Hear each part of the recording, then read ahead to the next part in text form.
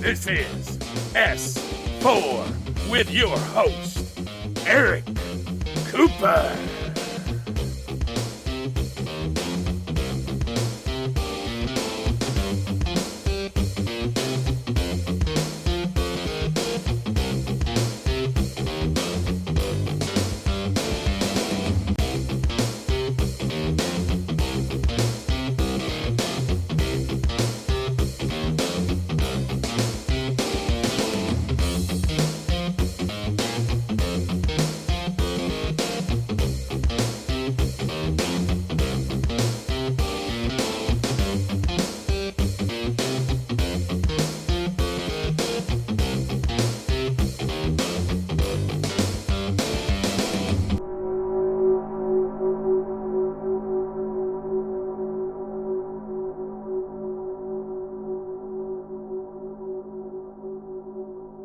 Greetings, folks, and welcome to S-4, where we talk about the real issues involving paranormal and current events, coming to you live from the S-4 headquarters in the heart of the Cascade Mountains of Washington State. So we also cover topics such as disaster and terrorist response and preparation, and veterans issues as appropriate, but we do focus on mostly paranormal. So tonight, it is time for July Roundtable. It's our favorite time of the month where we just kick back with our friends and everyone brings 3 questions to the panel. Last week, we went to the Mount Rainier National Forest and did some bigfooting and made some S4 videos for the website. Colleen started them, and then we'll get them released soon. But we had a good time. So next week, we'll be walking the South Skagit with EMF meters and cameras, seeing what spikes. So, South Skagit's one of the old highways here where we live. It's known for its share of disasters, ghost cars, UFOs, and Bigfoot activity. So we're going to see what we catch. So I got to give a shout out real quick. Our listeners in Berlin, you guys are awesome. So you've been the number 3 city on our top 10 most listening cities for like the last 2 weeks. You guys rock. So tonight with us on the panel we have Eric Markham live, our S4 scientist, Francie Miller, our S4 psych therapist out of Idaho, Barry Gaunt, Kentucky MUFON and host of Into the Fire, and Joe, our S4 master of pointy sticks and California consultant. So how are we all doing tonight, guys? Fantastic. Good. Super duper. How's Idaho doing? Oh, it's been great here in Idaho. It finally got summer. Yeah, just like here in Washington, it's now 80 degrees and it's supposed to, I think, sprinkle or something like Thursday and then go right back to 80 degrees again. So, yeah, it's finally summer. So much for gardening. No, we're not talking gardening. Our gardens are shot. Oh. It's summertime here. I've been watching a DC-10 air tanker go back and forth over my house all day, putting out a fire about 40 miles away. Oh, that's no fun. Oh, so yeah, so the burn ban is supposed to kick off on the 24th. So for local listeners, yes, the county is issuing the county-wide burn ban. We need to do no big burns. Huh? No big burns. You can still have a 3x3 by 2 It's foot. a 3x3. We can still have like a bonfire at your place. No bonfires. No bonfires. Oh man, that's. No. They have a complete burn ban here. It started about 6 weeks ago. Well, yeah, California's always on fire. So I expect nothing less. All them hot bikini models, they just cause combustion wherever they go. The people are way too hot. Oh, I don't know. I've been to California. Don't lie to me. I've been through California. That's it. I think we stopped once. Oh, and then go with the motorcycles. Yep, so you're going to hear the motorcycles going off in the background every once in a while. So, we did have fun. We went and did some hiking last week. We did what? We did a survival video, we did a Bigfoot knocking video, and we did the waterfall intro video. Yeah. So, we... Intro to vacation video. Yep. So, watch the website. I am now sporting my brand new S4 hat that we ordered 2 months ago in the S4 store. make sure you go get yours. And yes, it takes about 2 months to get it because of shipping. Only takes like a week for the apron, so buy the apron. How long for the shower curtain? 6 months. Oh, 6 months. Yeah, well, they gotta make The it. apron is like perfect. Like you can even use it as a shower curtain. You buy 5 of them, sew them together, you're good. there we go. Oh. So let's kick off Roundtable tonight. Joe, Yes. what's your first question tonight? Let me see. Okay, you were talking about astral before. Simple question. What would you do if you were astral traveling, and some of you do that, and you couldn't find your way back to your body? Well, then you're stuck floating. No, actually. I'd probably be better off. So, generally speaking, when you're astral, you will automatically go back to your body. So there really is no real chance of that happening. Well, that's like saying you can't get a flat tire on your car. Well, Stuff happens. Some people do believe that is what causes certain types of comas. Is that their soul, their mind, or their astral body is trapped in astral while their actual body stays here. Or that they like it better in astral and just don't want to come back. Oh, that too. I think if I left this shipwrecked body of mine, I'd probably stay gone. But generally speaking, your anchor is at your physical body, so you'll automatically go to it. Now, there's different methods of astraling. Some actually need a Tether. Yeah, a tether. So basically, there's like an energy link that they just fall back to their body. But let's take that a step further. Can you get hurt in astral? Yes, you can. Absolutely. When we had our team, people would actually get scratched, and they'd come back, and their physical body would be scratched. You can get sick from some of the entities that are in the astral realm or other dimensions. They can energy drain you. We had one that got shot by an alien, and it basically didn't hurt him per se, but it knocked him out. So they were pretty much useless on that mission because, well, they were asleep. But as far as I agree with what Kayla said. Yeah, some of these people that are in comas, they could be possibly people that didn't come back from astral. Yeah, what if you're astral traveling and instead of an alien shooting you, it breaks your tether? Well, not everybody needs a tether in order to astral travel. Honestly, most don't. That's more of a beginner's tool when you first start out. But let's say that it was like your first time astral traveling and you did use a tether and somebody were to disconnect the tether. Likelihood is you're still going to be able to find your body because you have a sense of where it is while you're in there. Well, think of soul energy. So your soul doesn't leave your body. It's your mental projection, basically. You're mentally leaving with your body, unlike remote viewing where you're just mentally viewing. So you're always going to know where your soul energy is, for lack of a better way to explain it. So yes, you will. So it's like if you go into a cave and you trail a rope behind you. Right. Mm-hmm. And you want to get back to your body, you just follow the rope back, right? Right. Is that it? For certain people, yes. For some other people, they can just sense themselves. So you would be able to find yourself no matter where you were at. And that's actually a big fear. A lot of people fear astral travel because of that fear that they're not going to find themselves. When in all reality, it's a natural reaction. You will find yourself. And to be honest, if you have that big of a fear, it's probably not something that you should be doing. Absolutely not. Absolutely. Well, Absolutely. Robert Monroe said that it was so hard to get there that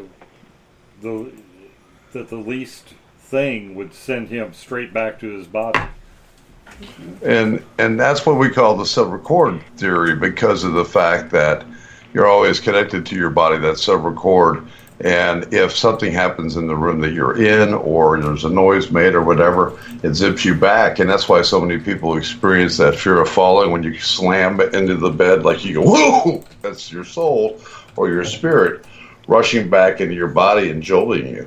I've had that happen a few times recently. And that's because some people astral project and don't even know that they're astral projecting. And that's the feeling that they will get when they come back if something happens in the room. 100% right about being hurt. Been hurt myself doing it. And you will, if you get slapped on the wrist or you do something over there, it can be painful. And it can be fatal also. Yeah. I think with astral, if you were a long time away from your body's going to die anyway. That's going to be your coma cases, or it could be the heart attack syndromes. It could be anything. When people are found asleep in bed, they may have gone on an astral travel and decided not to come back and stayed away from their body too long, and the body function dies. There's different aspects of it. But, in most cases with astral, and one other case, what about, have you ever heard about entities trying to get into your body also? Yeah, to use your body. Yeah. Right. While you're out, some other entity is trying to grab a home and a space. So you have to be careful with that. Right, exactly. They find the abandoned car and try to get in. Hey, right, yeah, exactly. And that's the scenario. I'll drive it. We're all walking around in a meat suit. So that scenario it's just like my truck sitting outside. It doesn't do anything until I get into it and do it. Same thing with the soul or your energy. If it is not in your body's just sitting there.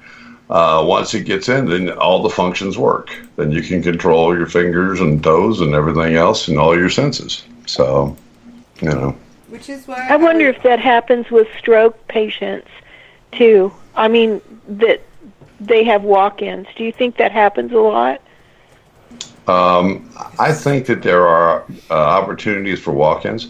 In fact, an interesting thing, we've done regressions and actually have had been heard of people having an alien inside of them from some sort, and sharing that with an alien. Have you ever heard of that before? Sort of like a symbiotic relationship where the alien exactly. is allowed.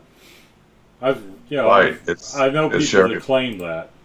Yes, right. It's sharing the thing, and it comes up in regressions quite a lot.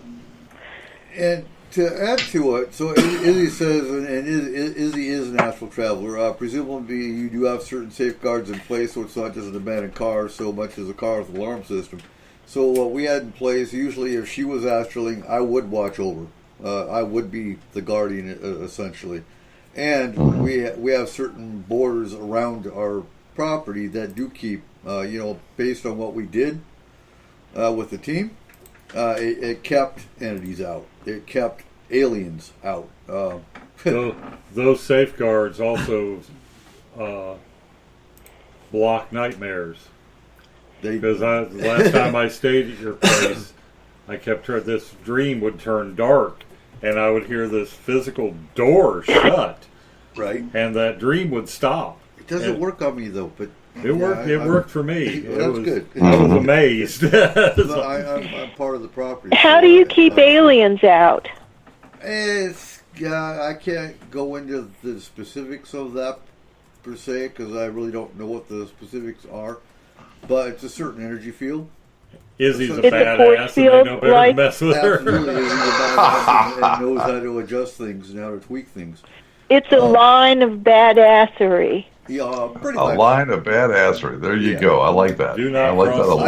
I just remember one case that we were on where the aliens were actually trying to tie in where the energy was coming from, and you could see the light in the sky. And I was told that there was actually an alien on the other side of the creek that was trying to find us but couldn't see through. So I do know it works. I know it's 100%. Well, if you go back to the car analogy for your body, when you leave it, some people leave the car unlocked, some people lock the doors. Right. Mm-hmm. And, Exactly. And I mean, that could be, if you're doing this yourself, which isn't exactly advised, but grounding and shielding would be a form of protection that you'd do on yourself before you'd go into that. And see, as far as the team went, we taught grounding, shielding, astral protection. They had a 2-week school they had to go through. Well, let me ask you a question on another side of astraling, and I've heard of this, and I believe it also. I believe I've experienced it. Do you believe that other entities can see you, or the entity where you're in that astral plane that you're in, that something can follow you back and look at you and start spying into you? 100%. Yeah. Even Robert Monroe talked about having those kind of experiences. Exactly, with the Monroe Institute. Yeah, and exactly. he had some attachment problems when he first started messing with it. Yeah. And Izzy's in the chat. She says, if you're astraling, I strongly recommend you don't leave the door unlocked. Just stick with the current analogy. Yeah, know what you're doing before you decide you want astral. For anything, get with somebody that knows what they're doing and have them teach you. And honestly, there are some people that just should not do it. Just in general, should not do it. If it scares you in any way, you shouldn't be in there. Obviously everybody has little fears of certain things, but if you have a obscene fear of the fact that you're not going to find your body or something of that nature, don't do it. It's not worth it. I'd be saying good riddance. Now, you astral, do you not, Barry? Yes, I do. And, there's a lot of things you can do with astrals, and as you know from your team doing it also. And I've been in certain facilities. I've actually had some abductees that are having experiences and see me come in and actually disrupt their what is going on with them, and then use friendlies to help them and get them out of there at that moment. Right. Okay, any more questions about astral, Joe? Well, hold on. No, I was just wondering if you guys heard that. I was just sitting here and the DC-10 tanker just flew over again. Where's the fire? The fire is up near Susanville, and the tanker is going down to McClellan Air Force Base to refuel or to rearm. But it just now flew over. I thought I was drowning you guys out. I was trying to muffle the phone. Hey, here's the question, Joe. Which way is the wind blowing? It's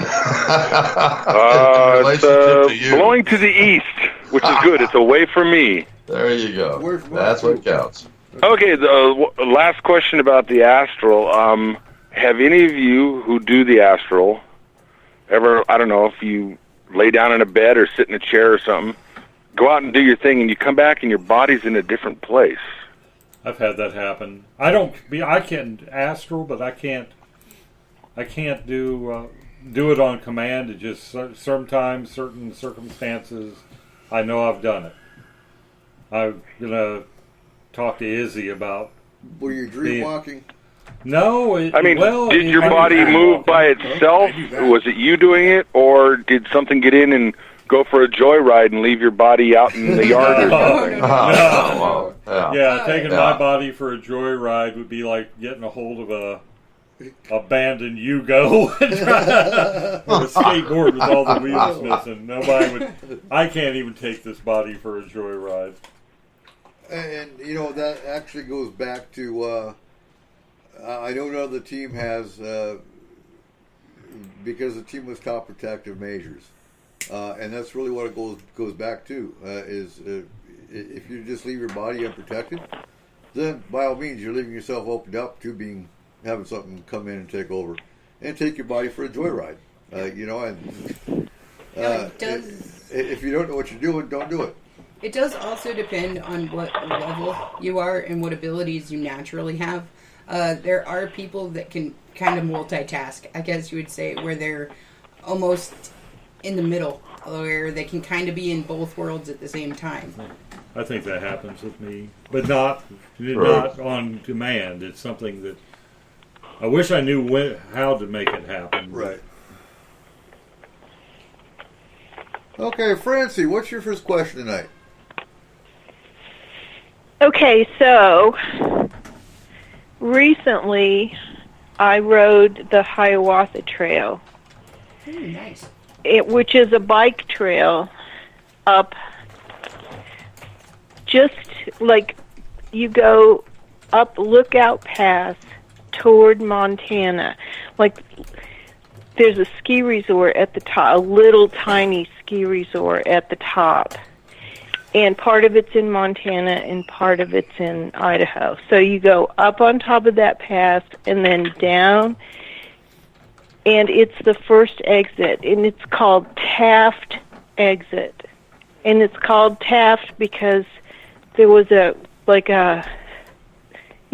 of saloons there that catered to the miners in that area, and Taft stayed there, did a whistle stop, and the railroad, he stopped and made a speech, so they named the town after him.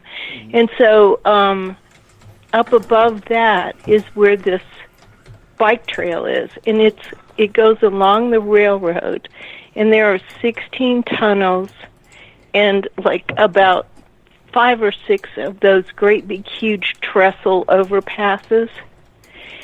And I was riding along there, and they have these signs that tell you about the history. And there was a forest fire in 1910 that swept through there and just burned everything, burned the shit out of everything. And people died on the railroad track because they were on trains and they were trying to escape, and they got burned over. And there are parts of that trail that are just wicked weird energy. I'm not good at picking up, but it's got some strange energy. So, how long did you say the trail was? 17 miles one way. Well, you can ride it. It's, huh? I want to go on that trail. It's downhill. That sounds like a remote Dude, show. it's downhill the whole way. 17 miles. You could a granny could coast. This and then at the end of it, you can either ride back, which I wouldn't advise. Or you can pick up a bus. They have a bus, and you throw your bike on the back. They have hooks that they hang your bike, and you go sit, and then they take you through the woods back to the ski resort where your car is. Anyway, it's really fun, but my question. That's a long way around to the question. Is haunted trails? You were talking about the South Skagit Highway, right. And you were going to check for spikes and stuff. Mm-hmm. So, are there a lot of areas, or can you guys tell me about your area where there would be a haunting in the woods or a haunting on a trail or something? And then I have another question about specifically the Iron Goat Trail at Stevens Pass. Has anybody heard of that? Yes. So in 1910, the same year that the forest fire happened, there was an avalanche that swept trains off the tracks and killed 100 people. And they say that part of the trail is haunted. Huh. Another one for us to go play on. Do they still have train tracks up there? That they still run trains? I don't think so. I think it's either just a hiking trail, or a lot of areas around here, they've pulled the tracks and made trails out of them. Yeah, and same thing here. And so what we're going to do, we're going to have a map, and you can do this on any trail. You take your EMF meter, make sure your cell phone is not on your body at any point. No electronics, or you're going to get false reads. And either walk on your trail, or like we're doing, we're walking on South Skagit Highway. Anytime we get a blip, we'll chalk it, and we'll mark it on the map. Then we'll come back for a phase 2. We'll go back to the chalk marks, see if we can find any history on that specific spot, whether there's a car wreck there, whether there's some kind of pioneer event that happened when they were building it, and then try to get an EVP session going. Yeah, okay. My phone Cool. will be running the Garmin GPS app, which will help us with pointing, putting marks. We'll save the GPS coordinates of every You guys area. want my Garmin? Do you have a Garmin? Yeah, that's how I find my way around, back and forth from work to home. Do you have it here? It's in my. Yeah, it's in my. Actually, I might have my little handheld Garmin in my paranormal bag. I'll look when I get back to my hotel room. Okay. I'm still a fan of paper maps. Yeah. Oh yeah. I love any kind of map. I love maps. The ability to I can lose myself in maps. Yeah. The ability to save the actual GPS location on a Garmin and then actually send it to my computer and to be able to bring that up at any point afterwards, that is hugely helpful. The issue I have with paper maps now is they take up so much freaking room. Right. And, Oh, yeah. And on that, I do have a paper map of the entire South Skagit Highway. So we'll have an approximate mark on that map, because there's so many bridges. There's so many creeks that run. There's Upper Finney. There's Mill Creek. There's O'Toole. There's a whole bunch of creeks. So it's not, Cumberland. Cumberland alone will be doing another trip up on the mountain to do another Bigfoot trip up there, and possibly camping up there for a night or two. And I know you guys love your technology, but doesn't it happen anytime you're around something paranormal? Don't your batteries get drained? Well, so that's why we will be and then running you'd be the paper wishing you map had a as well. paper map. Yeah. Well, no, we're going to be running both, but the GPS that will also help determine if there is, like that, how do I put that? If we're running through South Skagit, right, and I mark on the paper map an area, and I go back to the computer later, and that blip is gone that I placed onto the GPS, that's helpful proof right there. Right. That's something messed up that shouldn't have. Those Garmin GPSs, they are considered some of the best in the world. They are very accurate, and we're running both old school and tech. Yeah, Joe. We back our tech with old school. Right.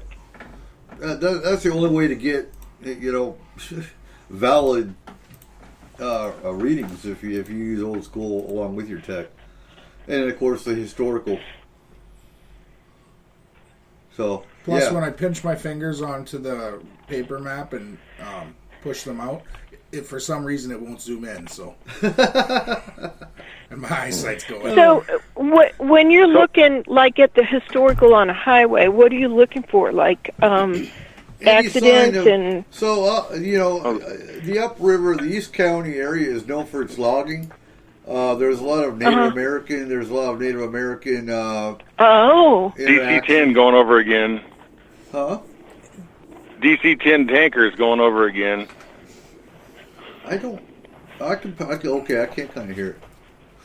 So we're also going to go through the old newspapers, watch for any deaths that happened on the highway at any time. Well, there's a website that helps with that. The Skagit History actually has a lot of information from like the 1900 newspapers and stuff. Has anybody ever done a study around for paranormal activity around these roadside memorials?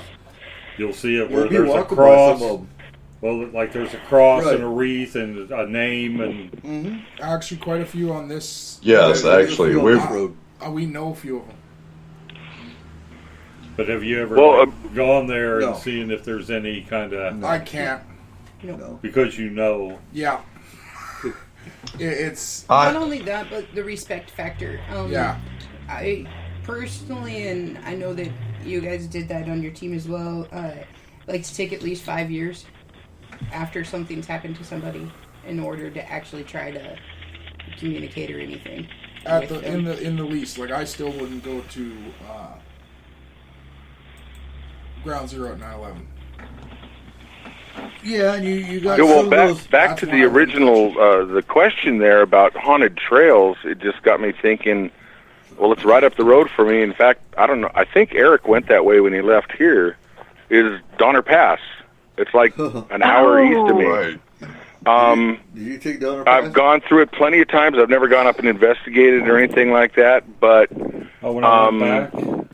there's definitely a feeling there. Oh, I imagine. Just the energy of that place alone. You would wonder, yeah, you would think. I might have to,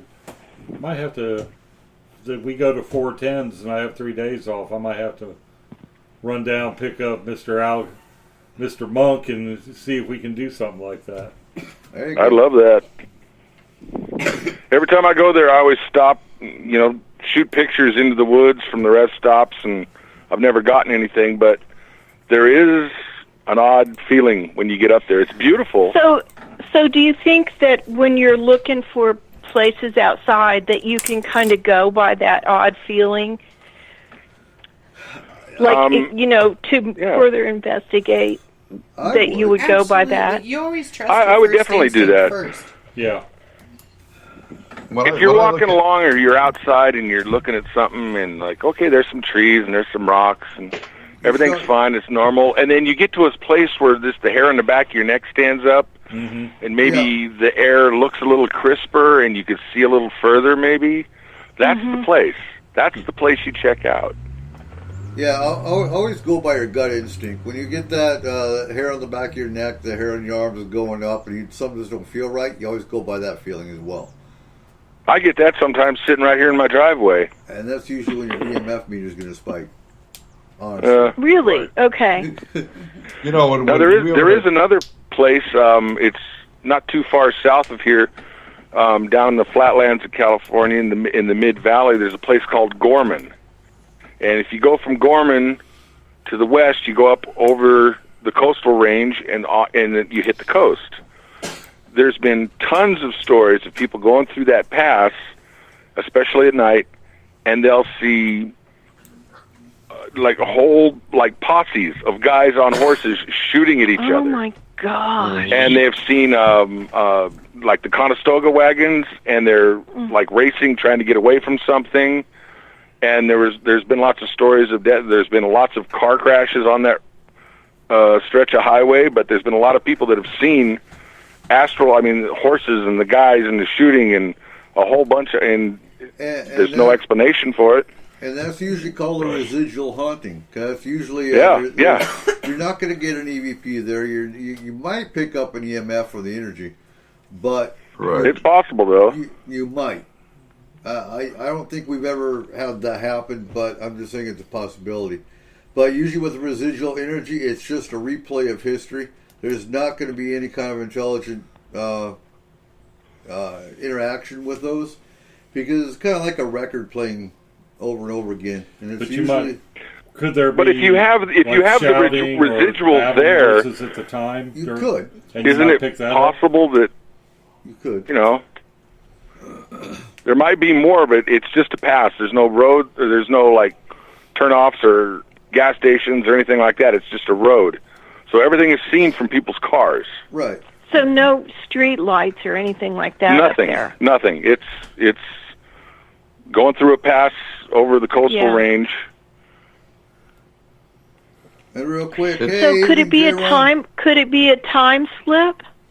That's what people have talked about. It possibly is a time slip that people are passing through in that area. It's Gorman Pass. I don't know if there's anything on the net, but there might be. You can look that one up. There's got to be some weird stuff on that Pacific Crest trail. Oh God! Oh yeah. It's any time. A lot of times when we go out and do that, we go for the topographical maps.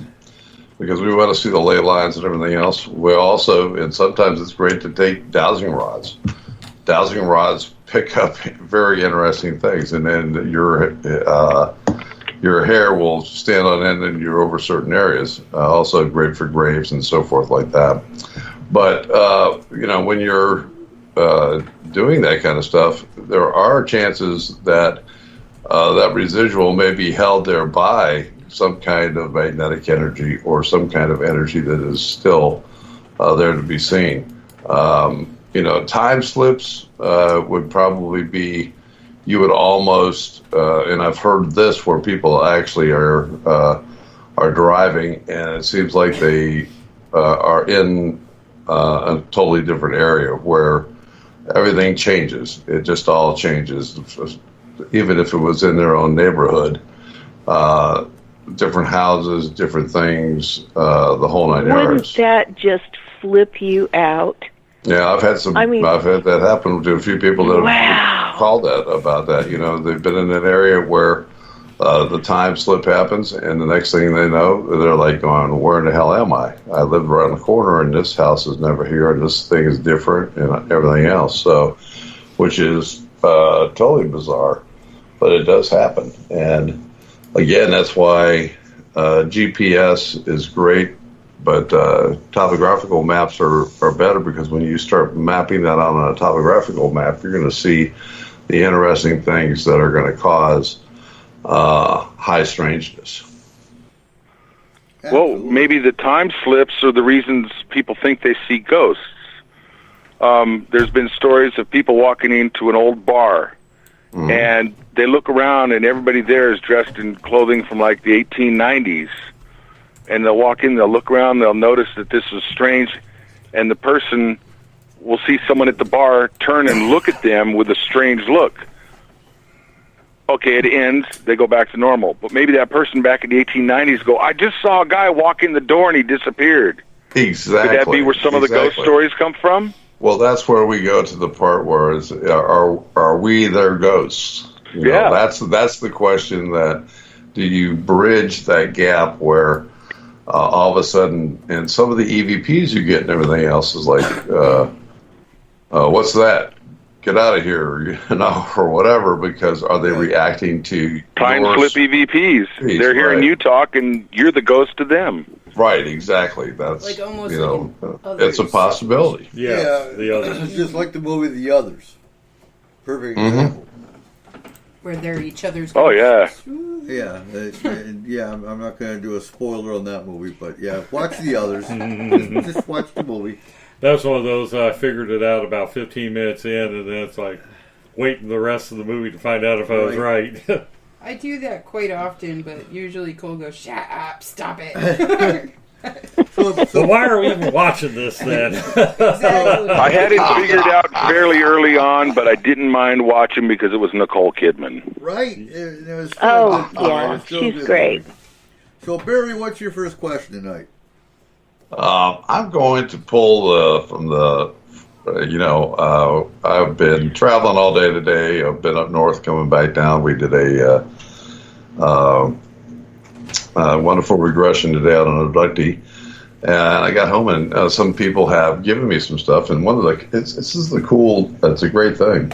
And what is your advice for the average Joe just starting out with investigations? Okay, so we hardly ever get to talk about that, do we? Don't we? No, we don't. So first I would say, what's your motivation? That'd be my first question. Ask yourself, why do you want to do it? Do it, right?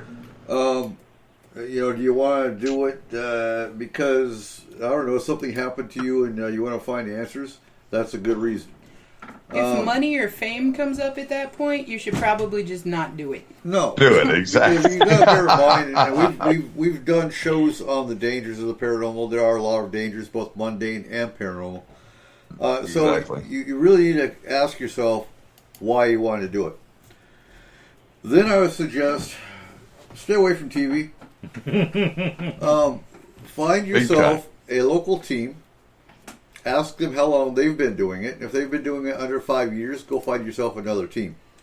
Find yourself a team that shares your interests, whether it's the alien side, the UFO side, the Bigfoot and cryptid side, or the haunting side. Because for us, it's all of it. So right, you need to find yourself a team that's been in the field for over 5 years and sees the paranormal as, in my opinion, everything. Because if you're more into the aliens and you find a paranormal team, and most of them, and I can honestly say most of them, are only after ghosts and spirits. True, So, exactly. That's true. You need to find a team that shares your interest in the paranormal and has more than 5 years of experience. And I say that with all respect, but any team that's under 5 years, to me, is a newbie. Because exactly, how many cases does your average team go on in a given year? Most of them might go out 2 to 3 times a month, and that's if that. And that's a lot for a team. It is, but to me, they're weekend warriors compared to what we used to do. That's, right, exactly. That's just. And you also need to find out what motivates them to do what they do. Are they, we could talk about this for a while, but, some teams, they only use technology. Some teams, they'll use a psychic with technology. Some of them, are they only there for science or for investigation? Or are they there to help a client and actually solve the problem? So it really it depends on what's your motivation, which area of the paranormal are you the most interested in, and go from there. And if you need help finding a team, talk to Barry. Yeah. And one of the funny things about it is, and thank you for that, I appreciate that very much.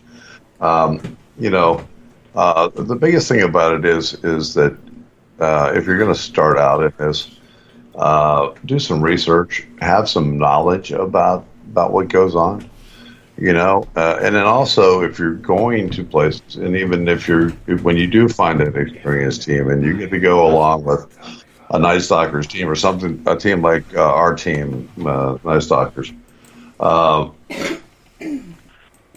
study the areas that you're going to. We do a lot of residentials. We do a lot of different things. We have been to a lot of pay hunts. We go to those, and sometimes pay locations ask us to come there to help guide tours and talk about some of the things. But you want to make sure that if you're going anywhere you're going, that you want to be able to research it, because you want to be able to know the correct questions to ask, because these spirits are going to be telling you a story, and you want to get their story. It's not about going in and going, "Ooh, this is a scary time," and it's all fun and it's giggles and laughs. You can have a lot of fun investigating, and believe me, we do. Teams are like families, and you know that, Eric. And so you do have some fun and you do have some good times, but man, we work extremely hard to help others and to find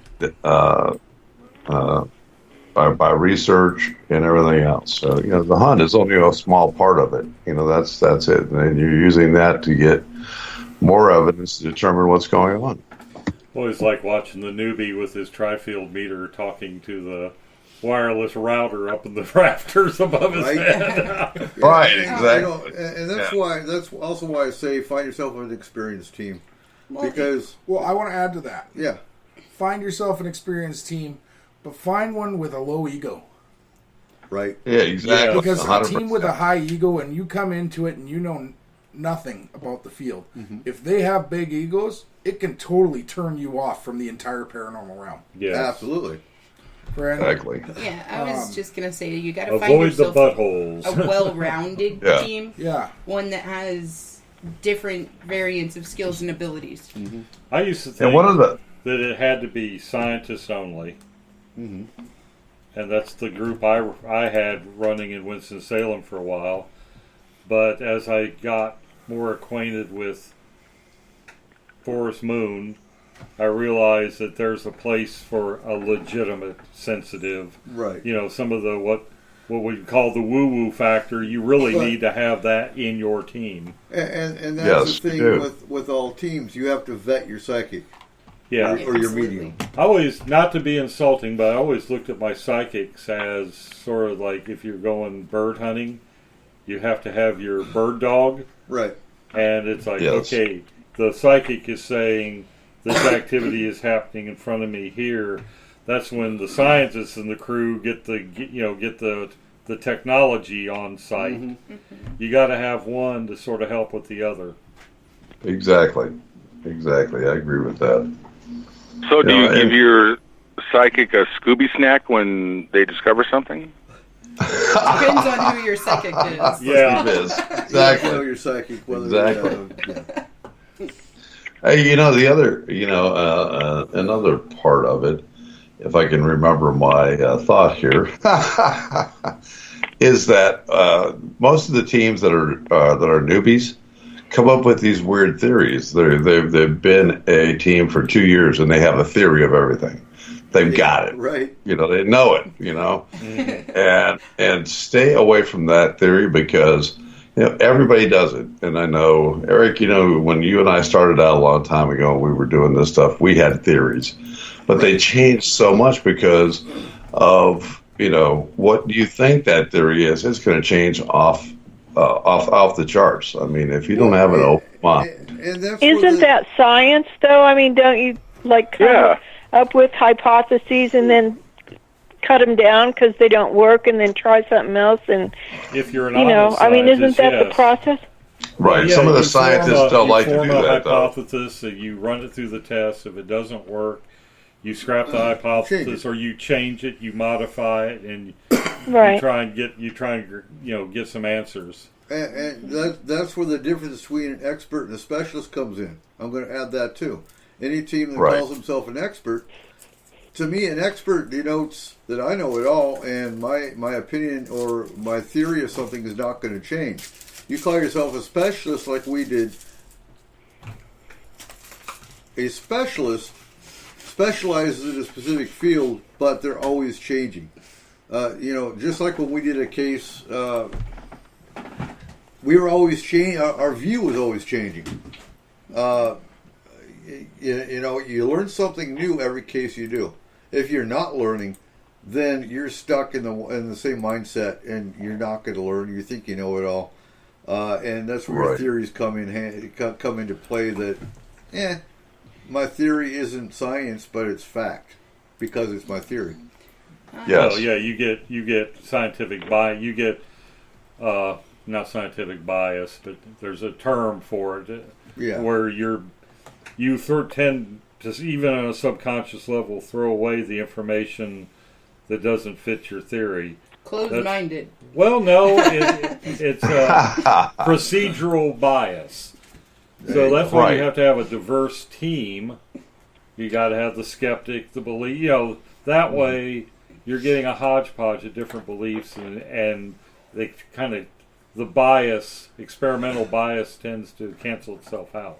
And the other thing I would say to anybody who was starting out with anything is you got to be willing to put in the amount of work that you plan to get back from it. Okay, because if you're researching something, don't go online and the first thing that you see about it be like, oh, that must be the answer. No, you have to dive into that research. And sometimes, man, I've researched something for months on end and still have just the tip of the iceberg. So, and to add to that, I usually look for 5 confirmations. I look for 5 sources that say the same thing before I'll say there's probably a possibility of that really happening. I don't go for the first 1 or 2. And don't go by YouTube. YouTube. No. Do not get your PhD from YouTube. No. Use a real one like Facebook. YouTube. Yeah, right.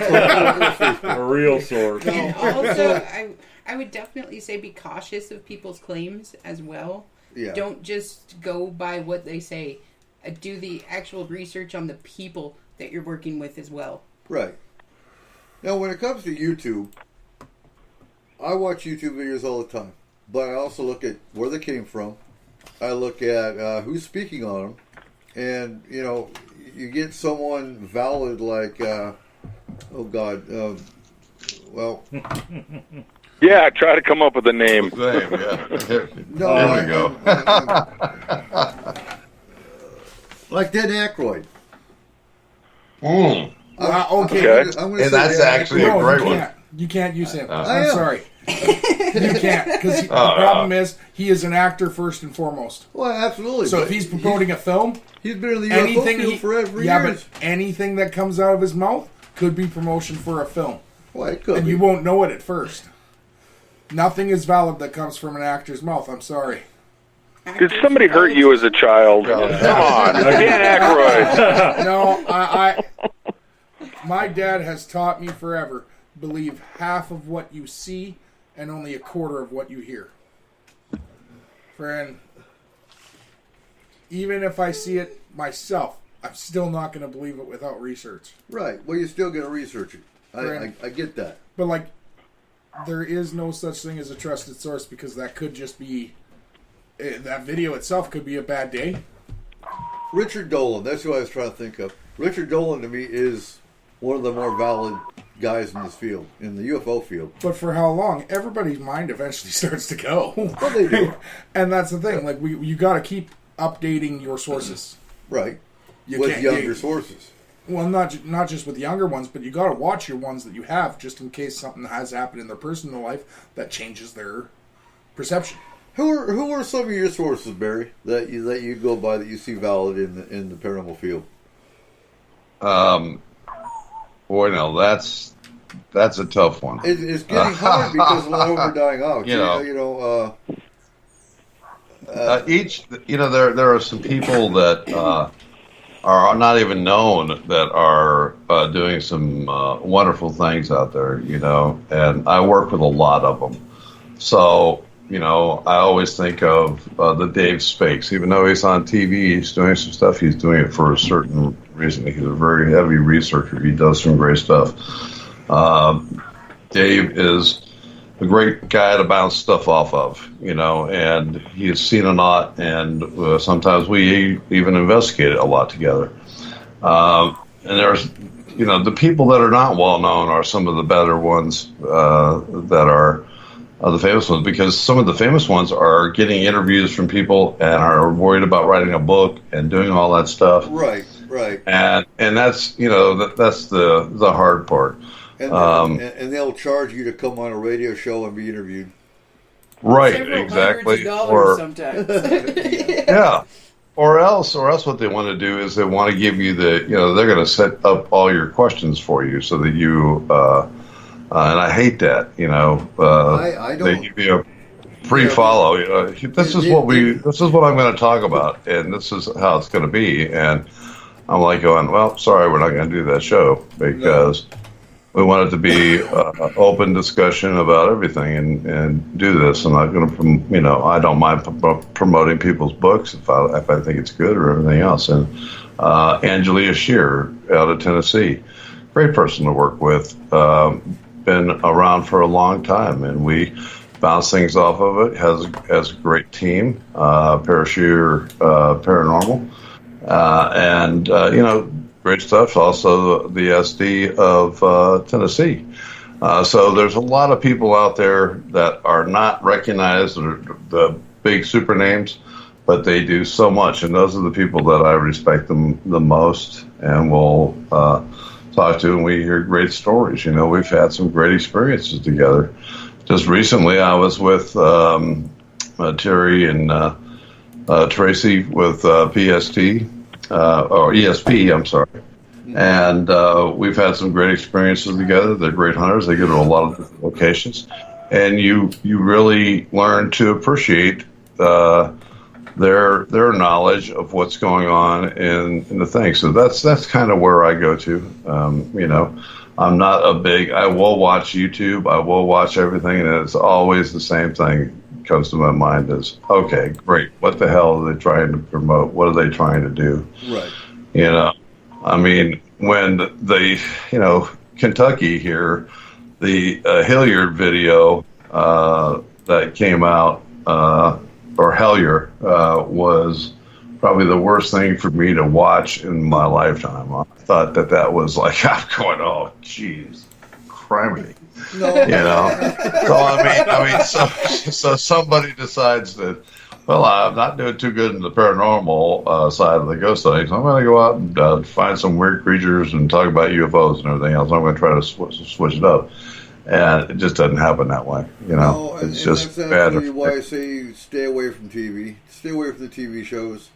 You know, I thought I was the only one that thought I'd just lost periods of my life I'll never get back after watching Hellier. Oh, yeah. Oh, I only watched the first season, and I was like, what the hell did I just do? Me and Eric watched the first show. No, we watched the first show. We fell asleep. We had a great nap. Like, if you need a nap, great. That is the perfect show for it. That's what I was going to say, about half an hour, maybe a little less. I love that they spent 10 episodes looking for these caves with these goblins or whatever was in them, and they found a railroad tunnel, walked 10 feet in, and sat there and freaked out and ran away. Oh, and that was the end of the season. Oh, my. But what the hell? I had, that kind of crap. Yeah, I watched that until that happened. So, you know what, that goes to the question, too. You know, expect to be scared. If you want to get in the paranormal, expect to be scared. People ask me that all the time. Well, don't you get scared? Yes, no, but face your fear. Yeah, you face. Yeah. My overriding concern is, okay, this thing is scaring me. What is it? You know, I head toward it. I'm the first one that's going to get killed in a slasher movie because I'm going to go up to look at it. But that's the thing. That's the other. You need to face your fear because some of these things feed off fear. Right. Right. They do feed off of fear. Part of that too is to know where you need to call it. Okay? Mm-hmm. So if you have an insane fear of enclosed spaces, probably going into a cave system is not the best idea for you. Mm. You know? Right. No. You know, but honestly, that goes back to any good team. Any good team is going to interview you. Any good team is going to find out what your fears are. Okay, this person's scared of confined spaces. We're not going to send them in the basement or in the cellar or the cave system. You know, everyone's got their place. So, you know, find a team that's going to be worried about you and how your reaction and your perception to the paranormal is. And, you know, when you hear, and we hear it on TV, don't run, don't do this stuff, don't do these things. Right. I got news for you. Your body has a built-in mechanism. Fear, fight or flight. You know, fight or flight, fear or flight. I mean to tell you, I have a delay there. Oh, there you go. Yeah, it's weird. It's hard to explain, but it's like I get scared after the fact. It's like, damn, I probably should have run from that. Yeah, that's the way that I'm built. When it comes to fight or flight, I don't run from anything. I'll stand and fight anything. I figure if I got to run, it's going to catch me anyway. Thank you. Right? You know, I'm the guy you want to send into the basement alone. I'm the guy that you want to send into the cave system with a flashlight and say, come back in an hour. You got a pointy stick, though. And on that note, always. It is time for our first break, tell you, folks. right. Yeah, ladies and gentlemen, we will be back for the second hour of Roundtable. Don't forget, the Forest Moon Paranormal Facebook group. We have the creature battle going on, so go in there, vote for before the third hour when we reveal the winner of this week.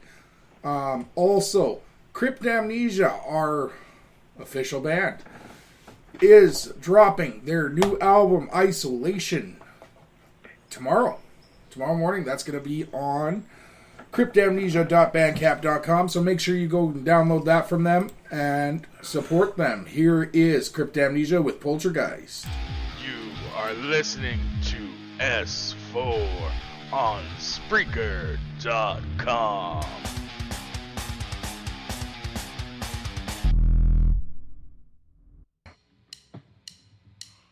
They say I'm evil, they say I'm dead inside. Check out my ego, 'cause I'm running here tonight. Just burn me like a witch and watch as I catch fire. But I cannot die, I am your poltergeist.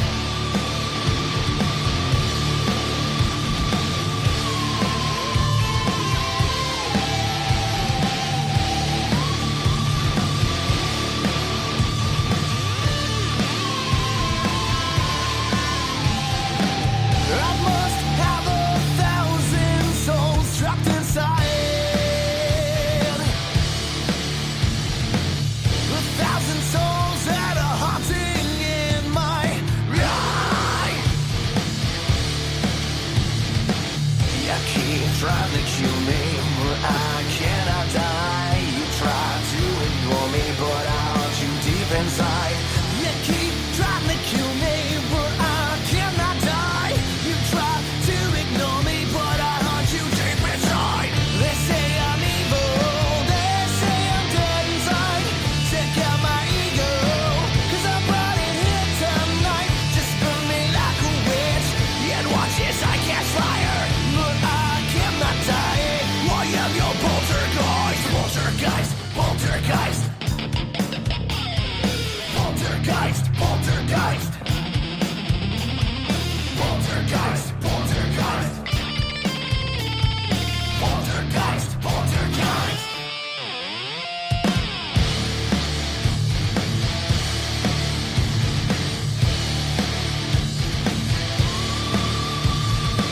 I'll eat your dreams while you immerse in all of your hate. Just waste away like you're destined by your fate. I'll be alive but I'm dead to watch you die.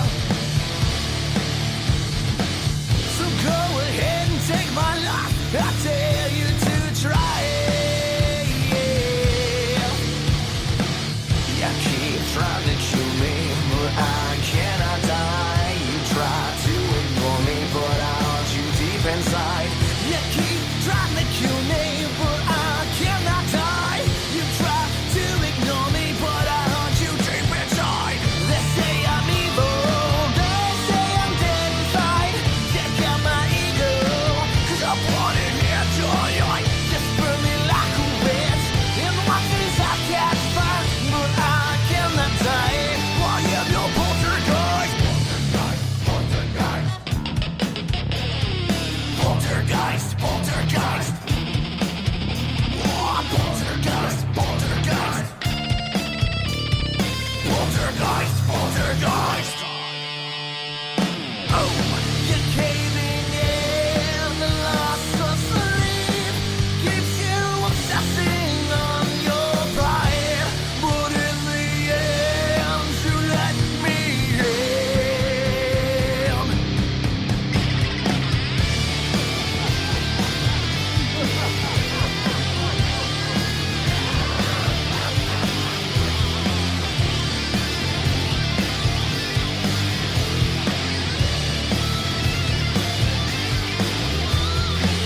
They say I'm evil, they say I'm dead inside. Check out my ego, 'cause I'm running here tonight. Just burn me like a witch, and watch as I catch fire. But I cannot die. I am your motherfucker. They say I'm evil, they say I'm dead inside. Check out my ego, 'cause I brought it here tonight. Just burn me like a witch, and watch as I catch fire. But I cannot die. I am your poltergeist, poltergeist, poltergeist. Poltergeist, poltergeist. Oh, poltergeist, poltergeist. Poltergeist, poltergeist.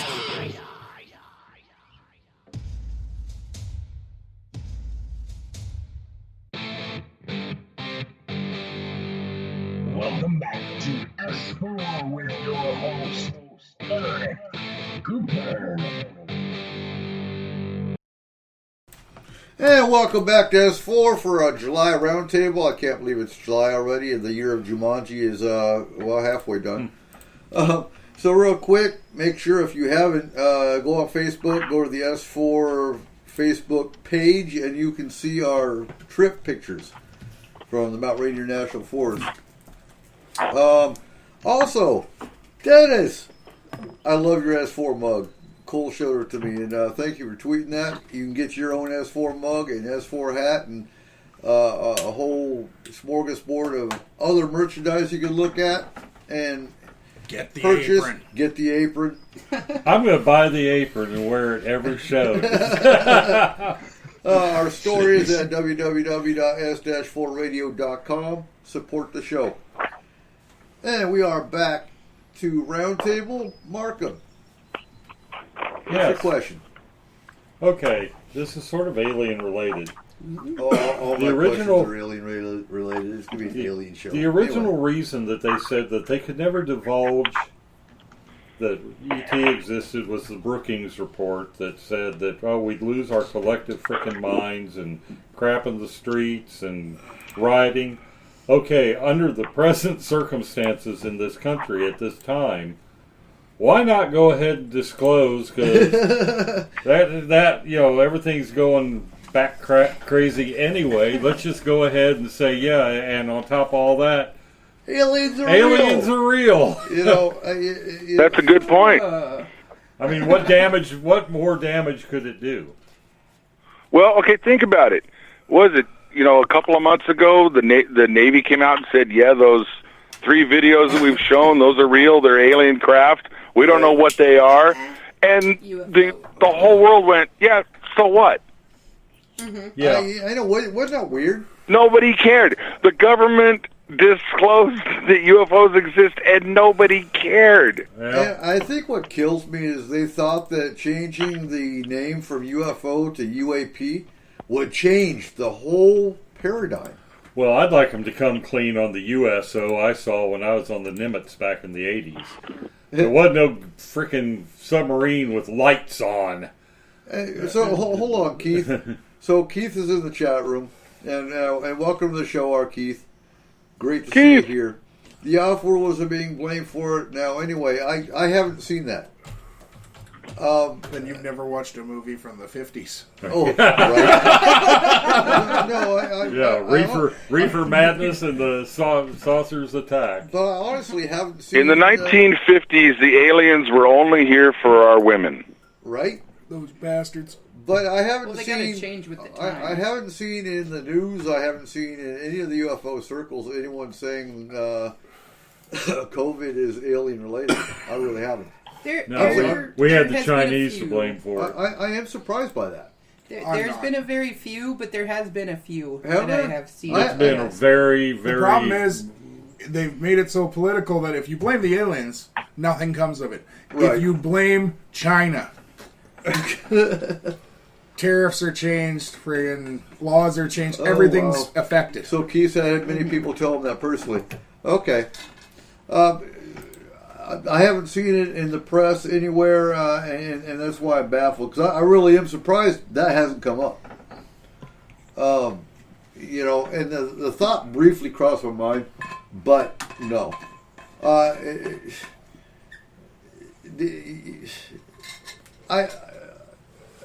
at a loss of words here for a second. I'm surprised they're even. I'm sorry if I'm an off-worlder, and I see the way America, for one, is acting, I'd be like, oh, screw these people. I'd be gone. I would.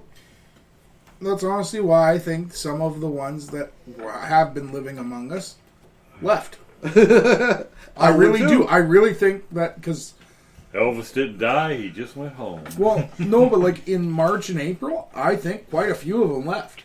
Might be why there was that spike in UFO activity. Yeah. It was. They were coming to pick up their people Yeah, because they knew like, shit was going to hit the fan. The talking monkeys have lost their crap. Let's get our people To out. wrap it all together, maybe they left in droves because they didn't want to catch it. That's what I'm thinking, yeah. Right. That could be, yeah. We've got the War of the Worlds scenario going on there. I mean, I know So that I've the got a numbers are question. inflated because I'm testing for the stuff. That's what I actually am. That's all I Right. do 8.5 hours a night is run Test COVID-19 assays through polymerase chain reaction. And our numbers are like 2-3%, and we're getting them from all over. Because, we're a major... We're getting them from all the area and getting them from out of state. So we're getting, up to, I'm running up to 1,500, 1,800 a night when the instruments work. What were you saying, Barry? What was I saying? I don't know. I've got a COVID question. Oh, Francie. I've got a COVID question. So, we talk about energetics that feed off of fear and human pain and suffering. Uh-huh.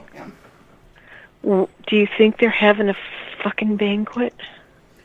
And going back for seconds. COVID's just the seasoning. Yeah. The garnish. I mean, and is that making them stronger? I would think so. Look at all the hatred in our country today. I mean, seriously. Yeah. Well, not only that, but we've had several spikes from several different areas of different types of sightings as well. Right. Not just ET sightings. There's been rake sightings. There's been all kinds of creatures that are coming out of the woodwork. And I believe you're right. I think that if the fear is out there, they're going to eat it. Like, why not? Mm-hmm. So I think that that's one of the main reasons that we've had so many creatures coming out of the woodworks right now. Oh, I can't wait for Halloween. Like thought forms. No kidding. Yeah, well, just a little observation. But, you know, and honestly, I'm surprised we don't hear more. Again. But, again, I'm sorry. I see more paranormal fighting about politics than I do about paranormal anymore. You know, I've got almost 5,000 people on my Facebook, and about 90% of them are all paranormal.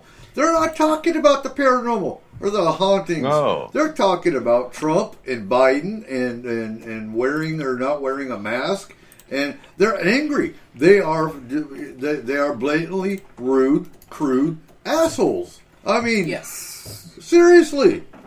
Yeah, it's like the orange goo. What happened to the paranormal?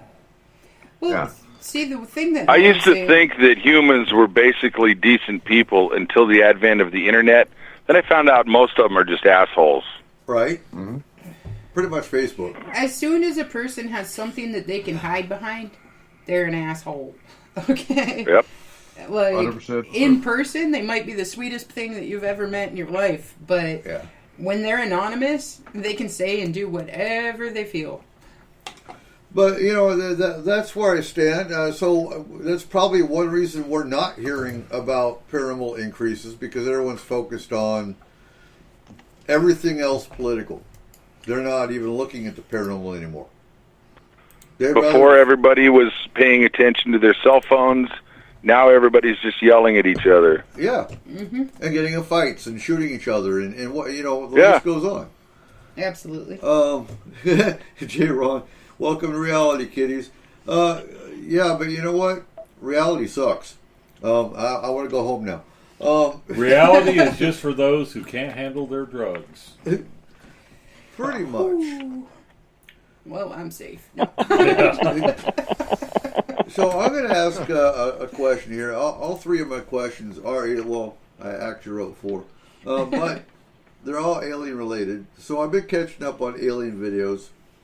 And what I like is about human, and it's going to sound bad, but we have human mutilations going on. Mm-hmm. And they are just like cattle mutilations. I mean, look at Dyatlov Pass. We won't talk about Dyatlov Pass tonight. That'll be a whole show in August. But, you know, you look at those mutilations from Dyatlov Pass. They've had them in Brazil. They've had them in Norway, Belgium area. But it seems to be a taboo subject. Nobody, you know, people in the paranormal that study these things have no problem talking about Bessie the cow, or the horse, or the deer, or the you know, the animals that are being mutilated. But you bring up a human? Oh my God, we can't talk about that. But it's happening. You know, and to the point where the government will threaten you if you start bringing up human mutilations. Shouldn't the public be aware that there is an alien threat that's mutilating humans? What do you guys think about that? I think it would cause such a panic that... I don't know, though. The way things are right now, it would probably just be... Duh. Well, we couldn't handle a pandemic. Right. We bought toilet paper like crazy. Think of what we do with that. Well, not only that. I made a couch out of toilet paper. Any taboo subject people have an issue bringing up. But there's a video y'all need to watch. It actually shows the connection with NATO. NATO actually had a team with Reagan and, oh God, hold on. Sorry, I've got notes from all these videos I've been watching, but Thatcher. So there was a joint operation between Margaret Thatcher and Ronald Reagan with military teams that were QRT, quick reaction. Anytime, and they actually had a radar that they could actually pick up UFOs coming into our atmosphere, and they would shoot them down. And yeah, y'all got to watch that video. It's got some pretty big names in it. But it's been documented. And, you know, there were 30 mutilated humans, I believe it is Australia.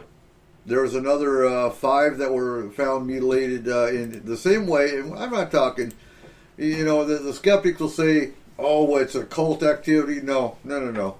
Or it's predators. No. We're talking, these are laser precision. I'm sorry, a predator is going to. Is there a race that? Huh? Is there a race that does that, like an ET race that would? Ask that? Uncle Keith. He'll know. That's what I am. There's reptilian races that do that. Yes, there are. Yeah, there are several reptilian races that will do that. Right. The ones that abducted me broke my nose and then fixed it. Well, and that's the thing. So that's the argument you have to bring up. Is why. So some of the races actually eat human flesh. Is that why they're doing it? I don't think so. Other races are doing it because, well, they're checking DNA in certain areas of the planet. You know, much the same way humans do with, well, we were talking about that earlier today, Marco. But much the same way that lasers, humans, I mean, haven't they heard of mouth swabs? Huh? Yes, haven't they heard of mouth swabs? If you were to think about, like, some of our laboratories and what we do to certain animal species in the name of science, then it would be the same for them. Like, as far as they're concerned, we are not their equals.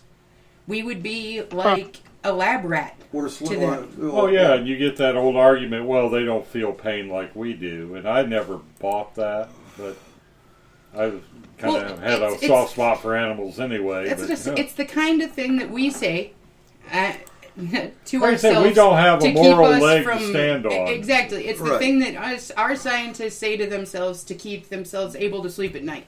Is that, you know what? Mm-hmm. They don't feel the pain. They don't feel it like we do. Right. They don't have the same ability of thought that we do.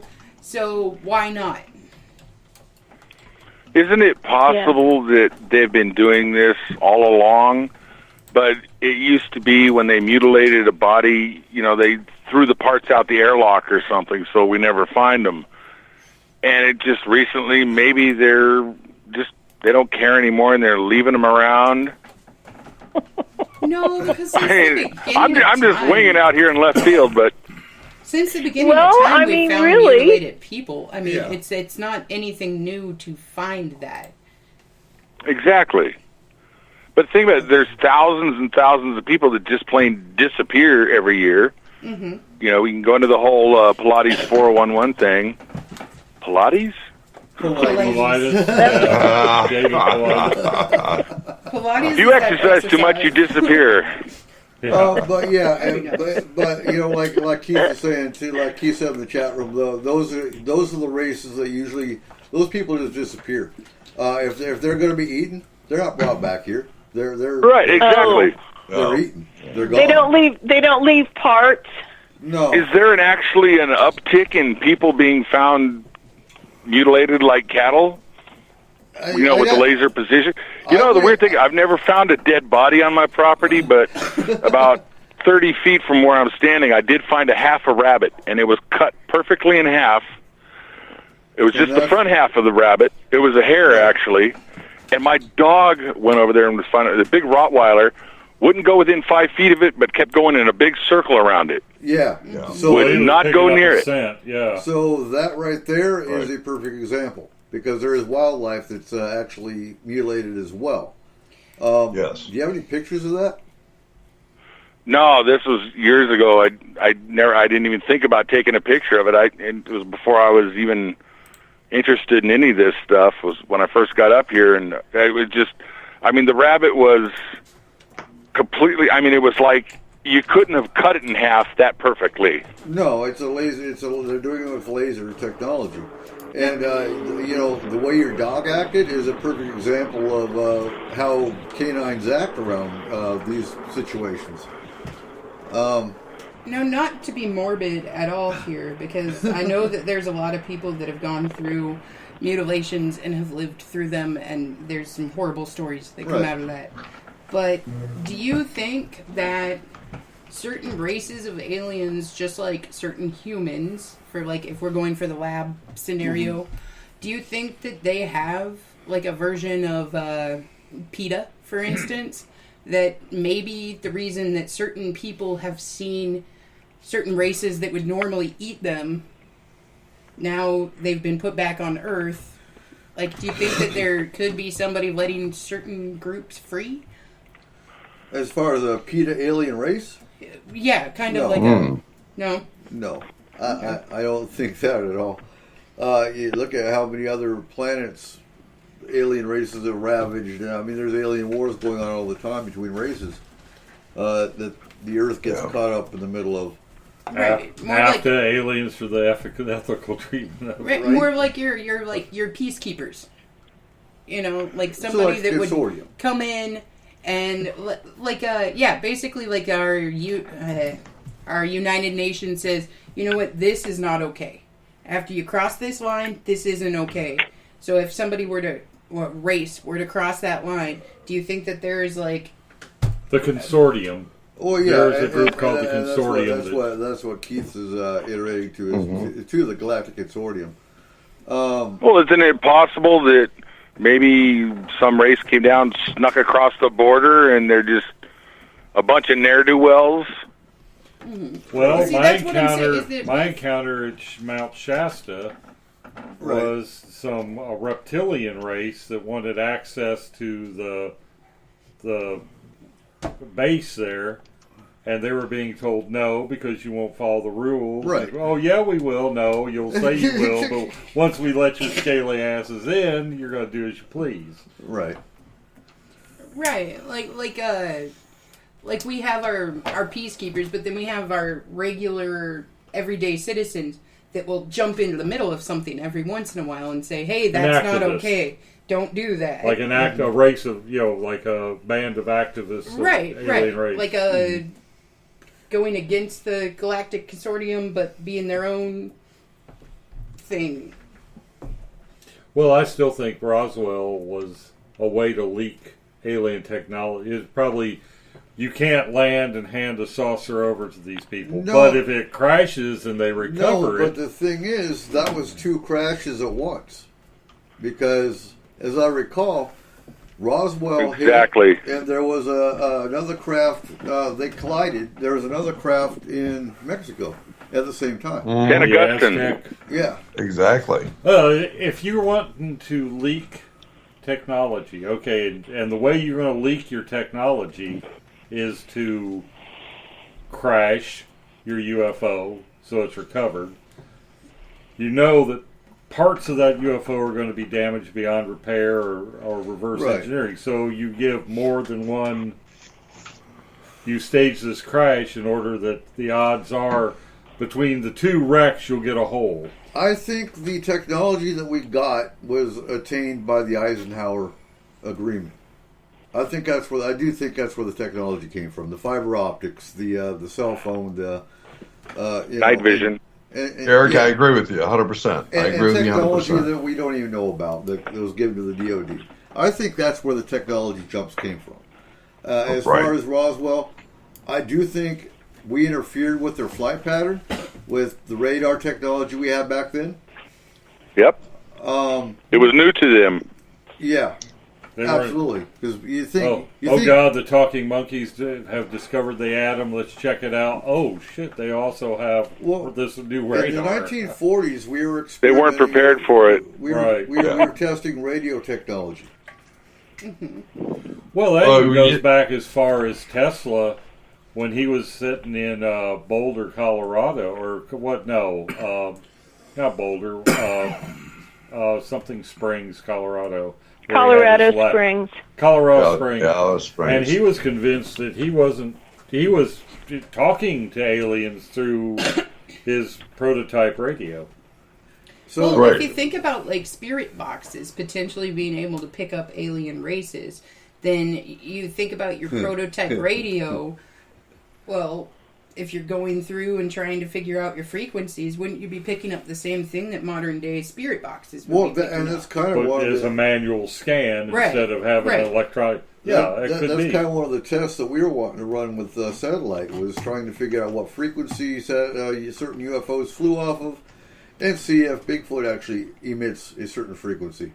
I think Bigfoot uses, because if you hear some of the eyewitnesses' accounts with Bigfoot, how the person will have this overwhelming fear hit them. Mm-hmm. I think Bigfoot uses infrasound, and he's definitely got the rib cage and the anatomy to do infrasound. Air capacity, for yeah. sure. Did you have a question for tonight? Mm-hmm. What's your question?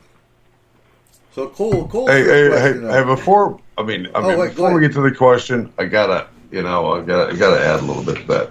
Okay. Yeah, you're talking about the Roswell stuff and everything else. One of the things that I think that, and call this my own weirdness or whatever, I see that there is a time out here that there are good and bad entities, and there may be a war out here. And I look at the Roswell crash more as the chances of us knocking down one of their things with radar or anything else. You're talking about a intelligent life form being. I would say that possibly it was shot down by another, or they were damaged by another alien race, and that's why it was crashed. It was not intended to be a crash or anything else. It was done out of keeping a certain race away from here that may want to do certain things that would be against what the other races wanted to do. And same thing. That guys came in and got in a fight with the Border Patrol. Right. It's the same thing. It's the same thing. Used to sit there with the night vision and show people battles going on in space. Right, and they are happening. There's wars between races all the time. Right. So that could be a very good possibility. And then the two craft collided together. One went to Mexico, the other one crashed at Roswell. Right, exactly. But when you talk about the Eisenhower thing, well, look, there was different beings that came and met with Eisenhower, but certain ones of them that wanted to offer enlightenment to the human race were pushed off for technology. Mm-hmm. So that causes a problem right there, because certain ones wanted to say, hey, we want to take the Earth and give them more of being separated and being out here. And then the other thing about it is also that the other ones were going, no, we'll give you the technology, let us abduct so many people, we'll give you this thing, and that treaty gets thrown out, and that's how they start monitoring abductees. I got to wonder, though, with Eisenhower, because when you look at that farewell speech where he's beware of the military-industrial complex, you almost wonder if he didn't regret the deal. That on the surface it looked good. Oh, he most definitely did. Once the camel got its nose through the tent, we were technologically inferior, and if they didn't have the moral capacity to, like I said, it was a setup from the start. Once these stupid humans let us in, they can't kick us out. Right. And there was mission creep. Can we really control how many abductees they took? Hell no. No. And they knew that. There's no way the government can control how many. Oh, wait, you already abducted 500. Yeah, so stop us. What you gonna do now? You know, and there it goes. Yeah, okay. And I agree that Eisenhower was a good president, except for the fact that, that he kind of had dementia for that whole last term. So... Reagan. Reagan. That's Reagan. I'm sorry. I was going Reagan. I'm sorry. My bad. Yeah, with that UN speech. Yeah, that's what I was talking about. It's like his UN speech and everything. I always take that with a grain of salt with him because of the fact that he was also slipping his biscuit. Slipping a little right Well, there. but that's the thing. He had Alzheimer's. Mm-hmm. So he's letting go of stuff that he shouldn't be. Yeah. He's up there, he's like, oh, well, hey, he also let me tell you about this. He was on a flight when he was governor of California and was divulging a UFO encounter he had. Right. And then it dawned on him, oh, this is a member of the press. I better shut up. I do remember hearing about that. Right. But I mean, honestly, so okay, he had Alzheimer's, he divulged too much. If you want disclosure, that was the ultimate disclosure to me. Yes. I think Reagan was the closest to a disclosure president. I think with disclosure... But again, no one cared. Huh? No one cared. No. Well, nobody they don't care now. 1952. Well, no, but now it makes sense. They still don't care. But it makes sense. I mean, disclosure happened in 1952. Absolutely. And the White House flyover. Yeah, and they never even tried to cover it up. Nope. Name a government agency in the last 20 years that people actually cared what they said. Nope.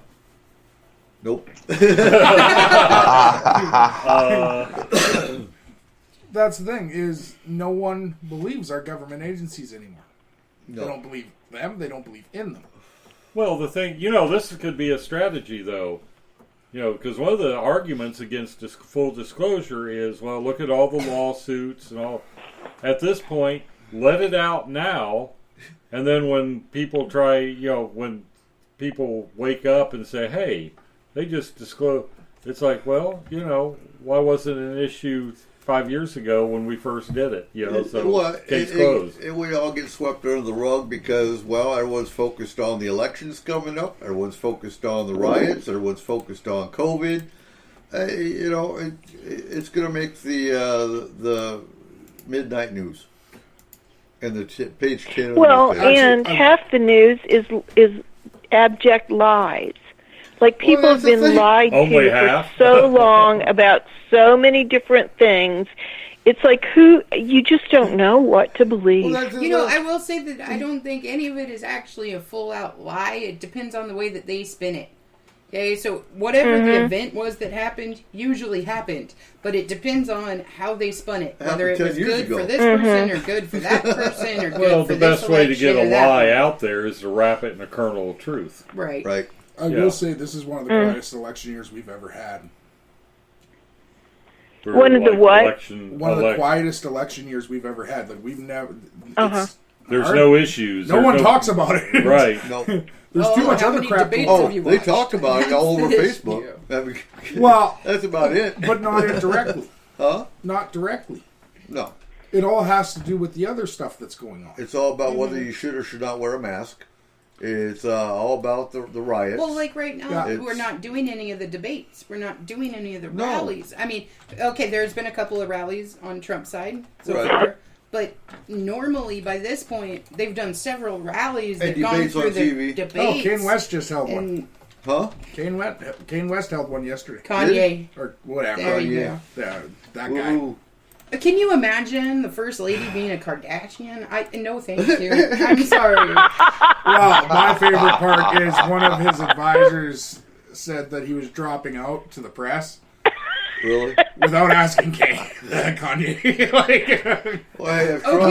If Trump could run, why not a Kardashian too? Dude, the second that he said this, all I imagined was the situation standing in front of the situation room going, hey, what's the situation? Okay. It was just terrible. I just like what he said at his rally. Huh. Anyone who has a baby gets $1 million. Really? Like, that's $4 million for us. Whoa. Damn, I'll get married and pop out a kid. Hey, we can get our striker. Yeah. Yeah. All right, they do reverse tubles, right? What? Oh, no, babies should not get $1 million. You know how many... Oh, Yeah. that would be terrible. That would be a horrible, Make the horrible baby idea. boom look ridiculous. Right. Oh, All right, you ready for mine? Yeah. What's your first question, Cole? All right. Why, out of all the cryptids in the world, all the on-worlders, does Bigfoot get the most attention? He doesn't. Yes, he does. Globally, he probably does get the most attention and the most people believing in him and different things like that. But it depends on the area that you were. No, you're talking even globally. Globally, like Okay. everyone knows Bigfoot. Two reasons. It's It's the worldwide. most plausible, and people see it more often. true. I would agree That's with it. that. Now, and again, I think it goes by region. We don't. And the stories go back thousands of years in some places. They absolutely do. But and I'll get arguments, but I don't hear about Dogman in the Pacific Northwest. I really don't. Because Bigfoot beats us by that out I of hear- territory. Bigfoot, because we have Bigfoot knocks in the backyard. We have Bigfoot tracks. In the Pacific Northwest is Bigfoot. But at Now- the same time, okay, Bigfoot's taken quite seriously. Right. Maybe Look at the Bigfoot gets fake. more But press again- because it's the one that's real. But no, I won't go that Oh, far. yeah. Like, come on. So you're going to tell me the Fae aren't real? Okay, you know what? Fae aren't cryptids. Fae are Fae.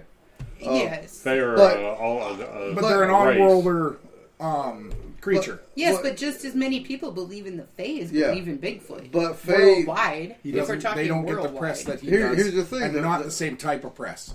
So he has the- a better publicist. But the Fae do not fall into the cryptid category.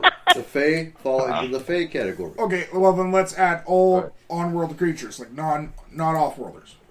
I think the Fae Because you fall... throw aliens in there and everyone's out of the park. No, but I think the Fae are just as believable, just as talked about, maybe not in the paranormal circles, but you talk to the general public, they see Tinkerbell on TV.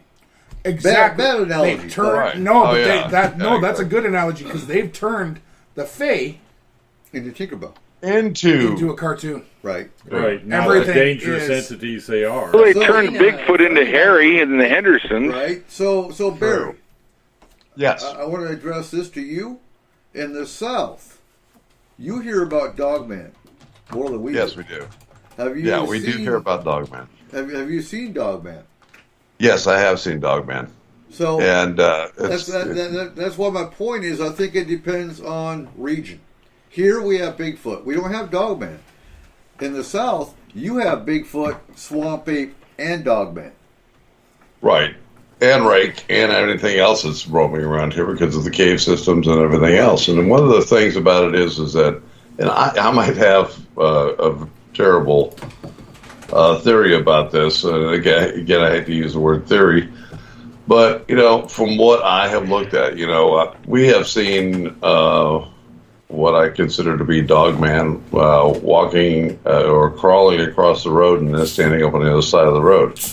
And when you see a object that goes across a 2-lane highway and he's as long as one of the lanes of the highway, you know that there's something definitely going wrong when you see him. And I've seen him run across the highway with that and had witnesses in the truck with me when it happened. And He was as long as as a lane is wide. yes. Jeez. Yes, and and he was on all fours, and when he got to the other side, he was getting up. I mean, we all looked over there and was like going, "Holy crap!" But so I believe that there are certain areas, and they're respected. I think that Bigfoot has his areas here. I think that Dogman has his area also. Even there are Bigfoot seen in the Land of the Lakes. Okay, Dogman is known for Land of the Lakes also. But And there all are the time different. spent out there, remote camping and the stuff I did out there, I never had a single encounter. Me either? Now, would Never.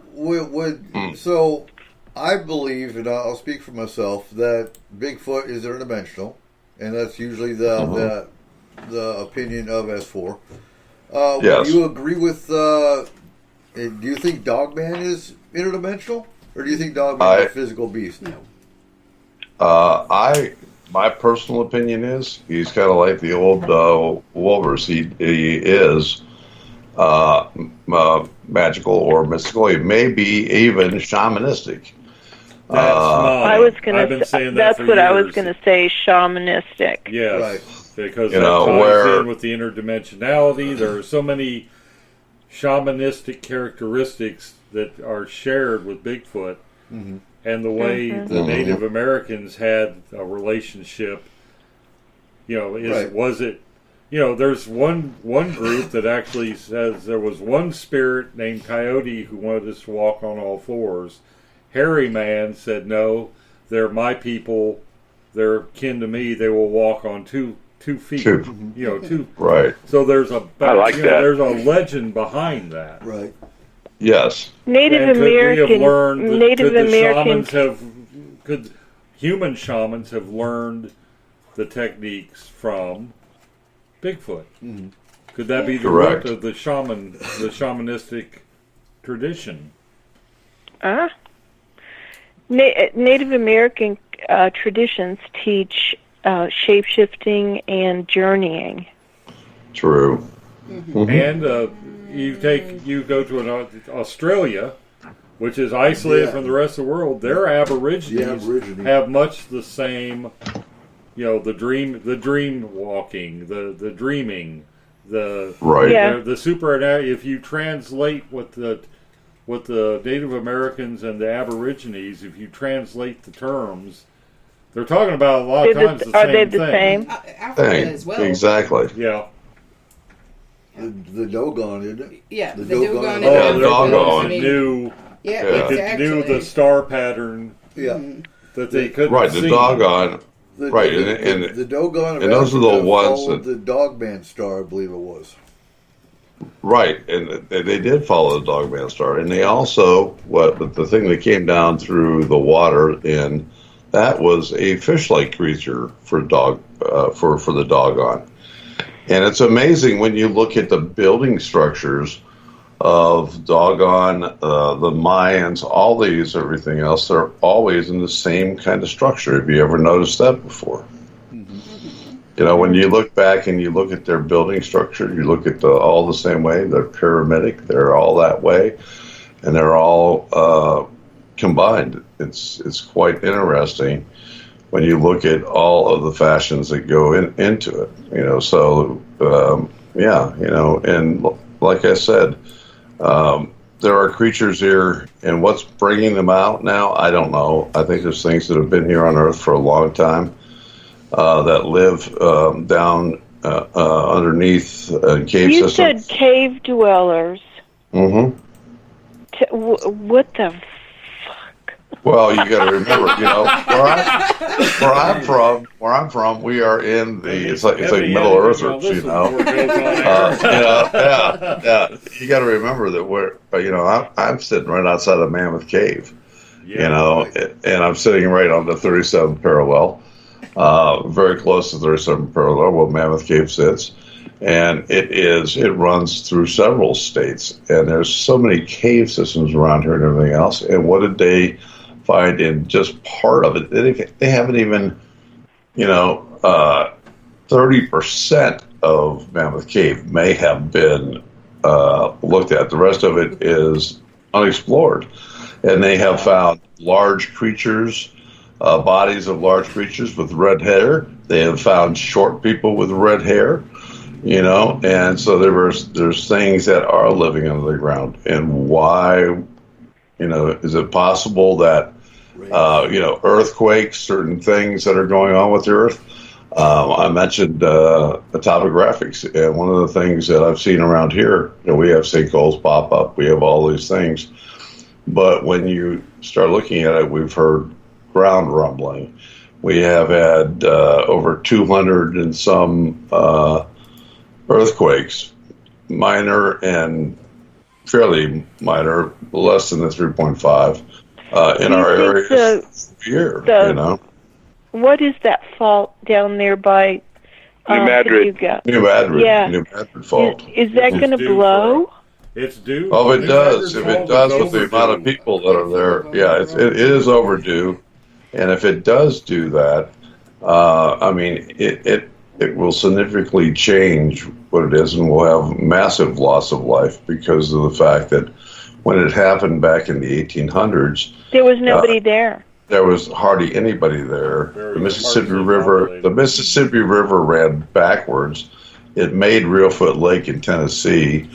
There were sand pots, I mean, just shooting up everywhere, like volcanic, but it was made out of sand. No kidding. Was there heat to it?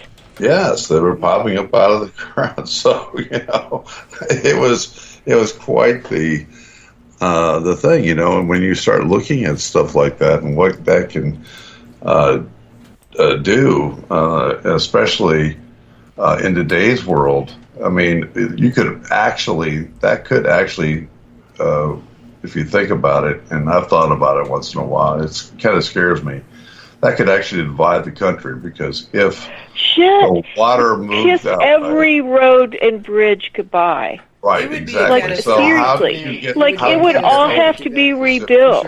Right, and if water starts backing up and opens up, and whether you believe the Navy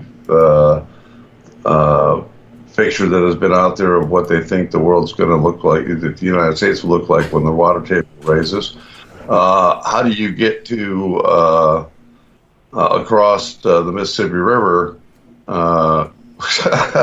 until you build new bridges and everything else? Because half of the country's underwater in the center of the damn thing. Ferry systems. Roads, each car. Yeah, once this you could be get an all awesome disaster movie. Right. I mean, I mean, this is the ultimate disaster movie, because of the fact that you separate the country basically. I mean, it is divided, and so how do you ship goods from one side to the other? I mean, there was a time in the past where the middle of the U.S. was flooded. There's a huge lake there. Oh, that's what I was going to say. I don't mean miles. I mean thousands of miles across. Exactly. Right. I mean, that's what we're looking at. At one time, Kentucky was underwater. There are areas in Kentucky, and we still find crinoids. I've found crinoids and shells in Kentucky. If you go to Dale Hollow Lake, near, I want to say Eagle Point, there's a marina, but anyhow, you go just all part right of the across the River, water. all part of the Cumberland stuff, yeah. You go right across the water from that boat dock, and the beach on that spit of land is nothing but crinoid stems. Oh yeah, exactly. I had as many as I wanted. Right, exactly. You could scoop up handfuls. You didn't even have to look for them; they were there. I know exactly where you are. I've been to Eagle Cove before. I've stayed in the Eagle Cove and gone over that way, and it's really, it's amazing how much water and what this area was at one point. And if we ever went back to that, holy crap. That's something to worry about.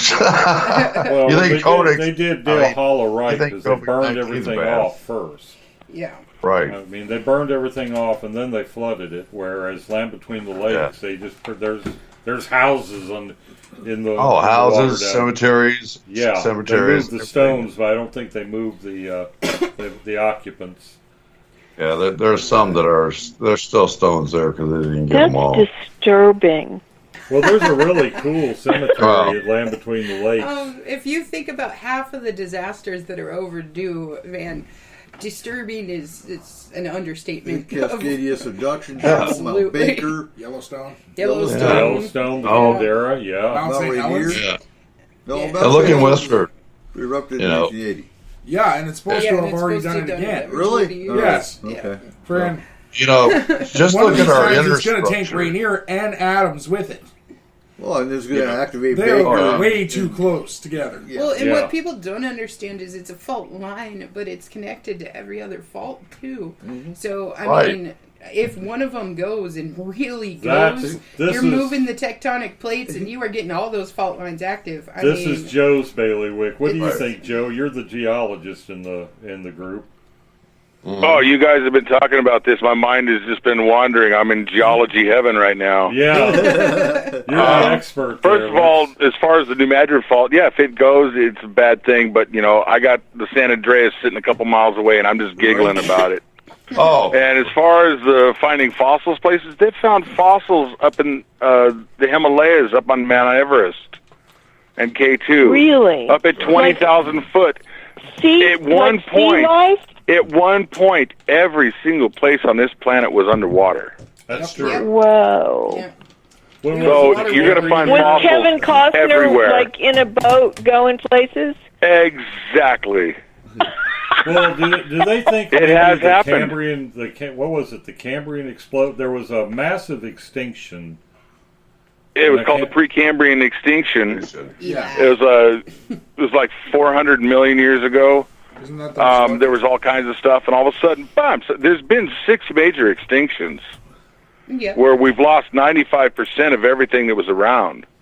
The last big one was 75 million years ago. Everyone knows about, you know, the dinosaurs and the big asteroid that hit down in Mexico. But there's been 6 before that, and I'm sure there's another one coming. I mean, it's not if, it's a There has to when. be. When. Yeah, There it's has a to when. be. It's a matter of when. We're not going to survive. No matter Yeah, that's when gonna be and a no matter bad- what. Exactly. Well, That's gonna be a bad nobody day. survives here anyway. It's 2020. I expect nothing less. Stop it. Exactly. Yeah, it is the Cambrian period. Huh? It was the Cambrian period. Okay, so we have about 5 minutes left until our last break. Yes. Kayla, you got a question? I'm gonna kind of stick on the like Bigfooty cryptid subject here for a second. So Eric was wearing his big face on vacation. Yeah, he was. So back in the day, you know, they say that like Bigfoot basically had interaction with human beings on a regular basis. Same thing with Fairy and Fae had interaction with human beings on a daily basis. So do you think that the reason that we don't have that interaction anymore is because of the fact that we lost touch with nature? And do you think that the rise in the amount of sightings and stuff is because of the fact that we're in this COVID world, so more people are out on trails and walking, more people are out camping and doing socially distancing activities outside? Well, there's more people seeing things because there's more people out. More of their habitats being destroyed, or people are driving into their territories and creating towns. And, you know, if you live where the animals are, you're going to see the animals, right? right, exactly. That's like right here. You know, I've got bear that come through. I've got mountain lion that come through. I've got deer every day. I'm listening to raccoons right now. And you know, I would agree with that. Again, yeah, I think the closer to nature you are, the closer to the Fae you are, and Bigfoot. I think. So Is it Eric? Is it vibration? Because like you can have a higher vibration when you're in the woods and like in a rural setting, it's like you're elevated, right? If you're in the woods, honestly, if you're in the woods, you're more at peace, and that is what brings in a higher vibration. Right, and that's what I was saying, like the attunement with nature. We've lost that over the years as technology gets more and more, and as we stick ourselves inside of a home and stay here forever. I read a book. Well, that's one way of putting it, but I think there's plenty of people. Oh, go ahead. I think there's plenty of people that have seen cryptids that have absolutely no vibrations. These people don't believe in anything. They are as psychic as a rock. You know, and they're not in tune with anything, and they see something walk across the road. You can't say that's because they have great vibrations going on and their chakras are aligned. No. Right. They just see something. I think here's the difference. They were doing that Pilates. So, I know a couple cases where they were complete skeptics, didn't believe in anything Bigfoot, but in the two cases I can specifically think of, they were in Bigfoot's territory. Yeah. So, on that side of it, Bigfoot got pissed off. They were in his territory, and that's where he did get defensive and he attacked. You know, because Well, they warned us when we were in their tree territory. trunk at the car was a little excessive. Yeah, but at the same point, it's just like if you were sitting in your home and something were to come up and you took it as an attacker is coming, like a guy comes up your little driveway and he has like a shotgun on him and it's loaded and cocked, you are going to react to that. Here's the interesting part of that, though.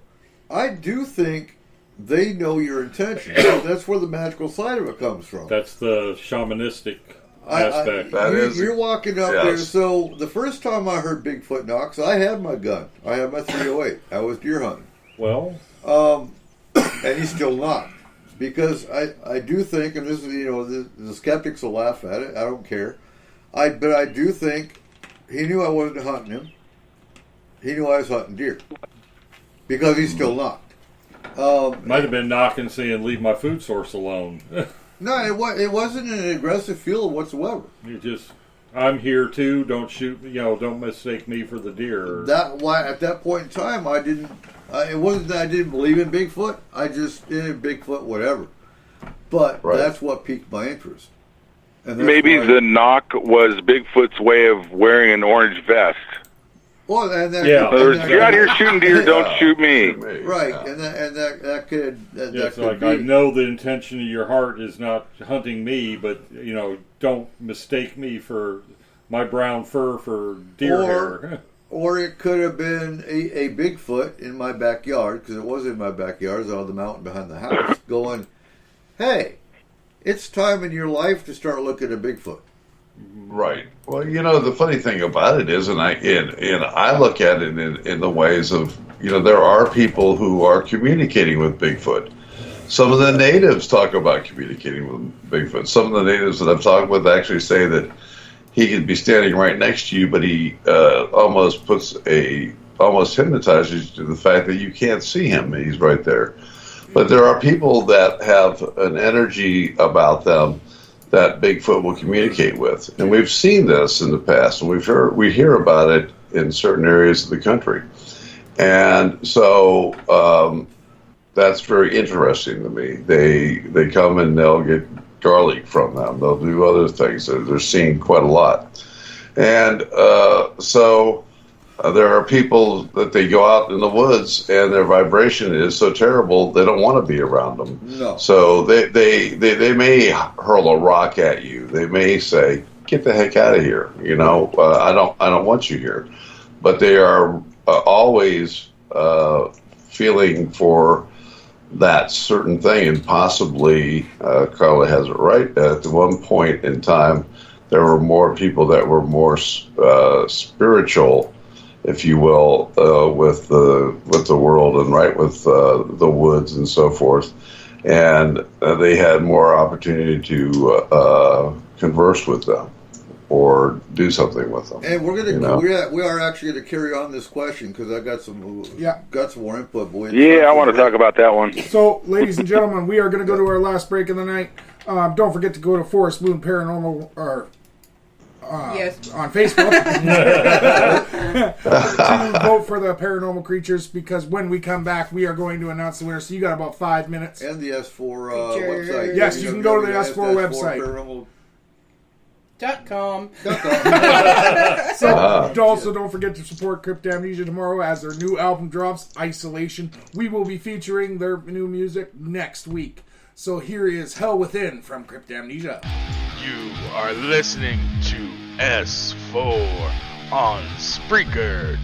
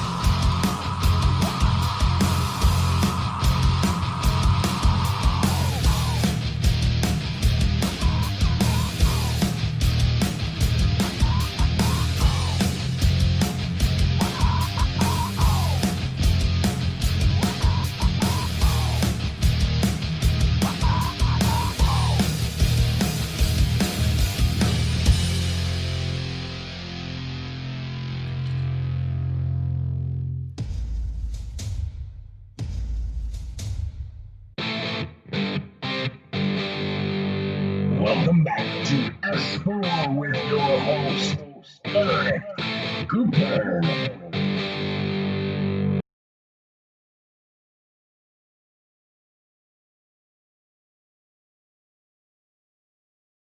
Hey! All right, welcome back to S4. So it is Roundtable night tonight, and we're just sitting here having a blast. So I'm going to turn it over to Cole. Okay, that's me. I'll do it. Kayla. I got it. So who won our creature battle?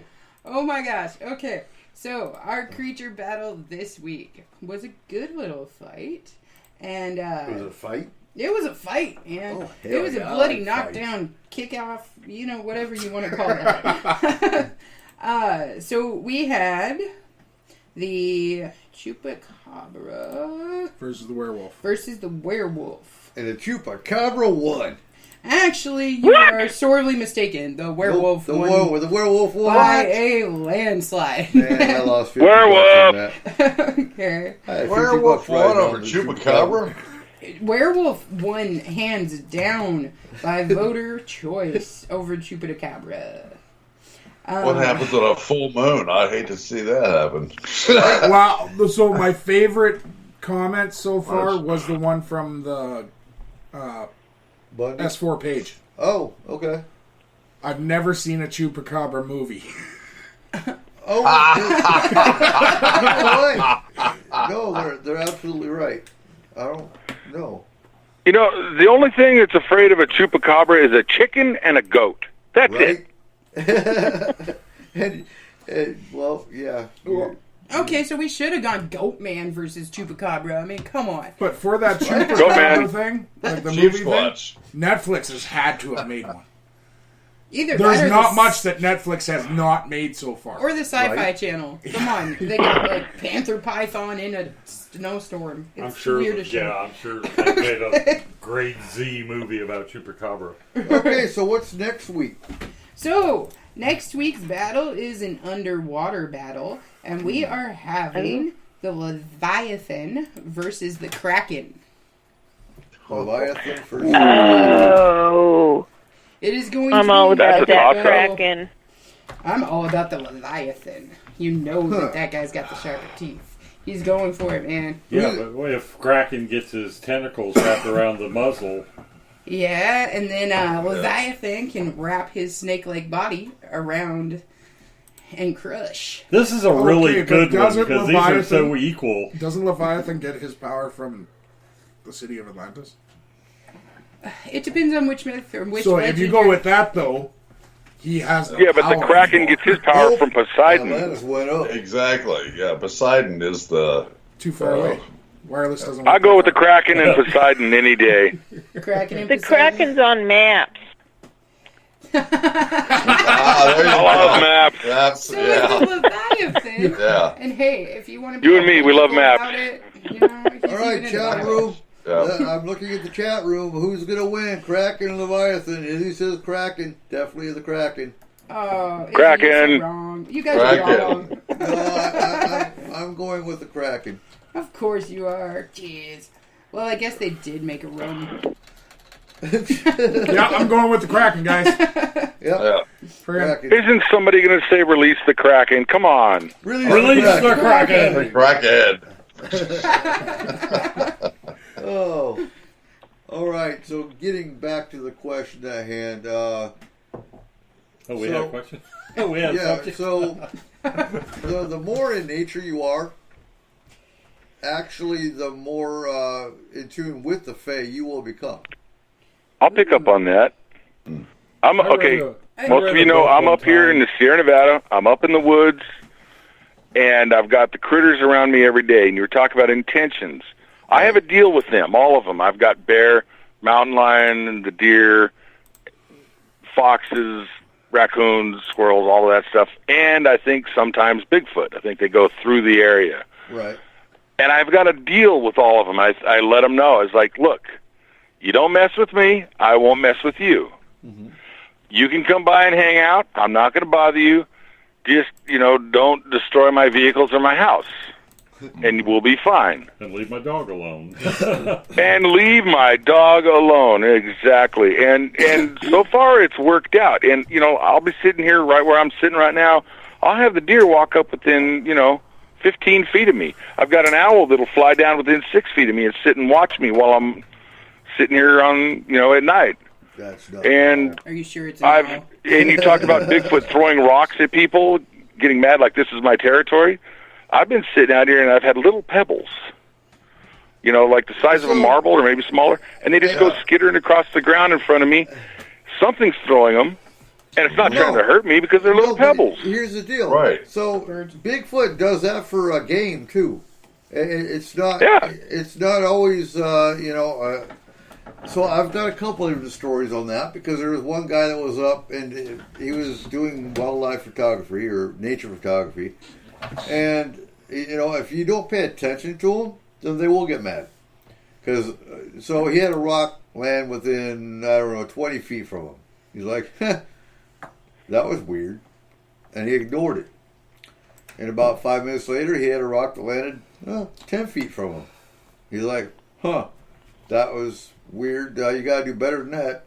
Well, the next one landed at his feet. He said, "Okay, I'm out of here." So if you're there disrespecting them, then by all means, they're going to have an aggressive. But he was in their territory. Right. Now here, I share the territory with whatever's out here. Mm-hmm. They know that. But they know you. They don't bother me. That's the difference. They know you. They know that you're not after them, and right. And they're very cool with near it. their size, so yeah, and that's another thing I really love is a lot of these the Bigfoot hunters and the cryptid hunters. They'll wait all year and maybe twice a year they'll go up into the woods for 3 or 4 days. Mm-hmm. Right. That just, like you said earlier, that makes me giggle because I'm here every day. Hey, wait, Joe giggles? Right. I giggled one, and I liked it. It's sort of a subterranean rumble, right? So so I have flower fairies. Uh-huh. I have flower fairies that honest to God, I moved in and my house was surrounded with gravel and rocks, and it was done in a decorative pattern like swirls, rocks like made in swirls and stuff. Mm-hmm. Right. And there was like a Zen garden with sand. Well, I replaced all that shit with dirt, and I put in some wildflower seeds in that where the Zen garden used to be. Right. And since then, in the last 3 years, I have had flowers popping up in the rocks. I mean, like, all surrounding my house this year are flowers that I did not plant. I mean, like, seriously, I started out with a lavender bush, and now I have like 7 little lavender bushes coming. They came up last year, and they're all doing great. And they're like planted symmetrically. Like the shit is like spaced apart in some places. Like the same spaces apart. So you invited them when you planted the first flowers. Yeah. And like it doesn't hurt that they're like regional wildflower seeds. So they're like they grow here. Could it Right. be I'm not bird pushing droppings? the envelope. Birds? Well, Bird droppings? I mean, Because that's their yeah, I've natural got like propagators. hummingbirds. I've got bees. I've got butterflies. Birds poop seeds Yeah. everywhere. Yeah, Yeah. because they can't digest them, Yeah. so they're natural propagators. So some of the signs to watch for. So when you're looking at Fae, that little glint in the corner of your eye is oftentimes Fae. It can be a spirit too. I mean, don't get me wrong. You have to look at overall picture before you can say definitely, yep, it's Fae. So the little sparkles in the corner of your eye, if you don't get migraines, then you'll, because migraines will cause the same sparkles. But orbs can be fairies. if you hear a bell and you don't have a bell, that could be Fae. Do you have a lot of dragonflies? Dragonflies are a yeah, because I live carrier. on a lake, so we've got all that kind of stuff All too. right, I got you. So looking at some of the signs. Also, if you destroy landscaping, that will piss them off. Oh Lord, I feel sorry for whoever's going to be. If you cut down the wrong trees, that will piss them off. Oh. My place in Winston-Salem had it was a jungle in the front yard, and I started to work on it, and stuff started disappearing in the house, and I was like, Oh okay. my gosh. Yeah, I was like, okay, I like it wild. We'll just leave it that way. So they are known for taking shiny things, but so is Bigfoot, which is interesting. Because you have to question, is Bigfoot part of the Fae realm? That's been brought up before. I don't think so, personally. No. I think they're interdimensional. And the Fae come from their own realm. Two different realms. So you've got the Fae realm, you've got interdimensional with Bigfoot. Well, that makes sense because people who have actually gone into the Fae realm, for them, days pass, they come back, and years have passed. So it's on a different relativity scale than we are. And thank you for clarifying, Izzy. So I got to clarify this. So Bigfoot takes shiny things that you give him. Fae are little thieves. Yeah. And absolutely. Yeah, they don't have human. Oh. Bigfoot will take shiny things that you actually leave on a Bigfoot altar or a gifting site. Whereas I tied 4 Mylar balloons to the steering wheel of my tractor earlier today. I'm going to wait and see what happens with that. I can see him from where I'm sitting. He's going to pop him. Maybe. My tractor. Okay, so this is all back to the original question of why aren't people seeing more? I do find it interesting that we don't hear. I haven't heard any Bigfoot knocks in 2020, but to be honest, I haven't been on the mountains like I usually am. I'm curious what we find when we walk down South Skagit. Hopefully, we'll send out that invitation. I'm looking forward to that one. That's going to be fun because it's going to be a casual walk. We're not going to, fast walk. And I think it's going to be time consuming because ideally we're going to have a whole bunch of spikes. And we will do a show and we will tell you what our findings are. As far as the Fae, I haven't seen a decrease in Fae activity. No, not at all. No. Elementals are elementals, man. They're everywhere. Absolutely. Is that interchangeable? Is elemental and Fae interchangeable? No, I think they're separate, aren't they? Elementals are more like the jinn, my understanding. I look at an elemental as more of a jinn is all on its own. I mean, a jinn is just a whole jinn. other topic. Jinn originate from the Middle East, but they aren't exclusive to the Middle East. Middle East, right. Jinn are freaky fire guys. Jinn are the ideal tricksters. They are, they can be helpful. They can be nasty. They by tradition, they resent humans because they were the original. They were the original dominant species, and then Well, like that's true. Biblically speaking, Solomon. We were the people of the mud, and they were the people of the fire. Well, and that depends because you look at the Quran. Even the Quran talks about the jinn. Yes, and that's where that's where I'm going from, as biblically speaking. They resented us because we were beneath them. That's what's and interesting. Then we ended up through divine intervention becoming. You look at the Quran. The Quran talks about the jinn, the Fae, and UFOs. Like without. Yes. Oh yeah, I mean, if you look at the Bible, Ezekiel. I mean, And could that not be anything but a UFO sighting? Well, I mean, giants Right. are all through the Bible That's as well. true. They're all through the Quran.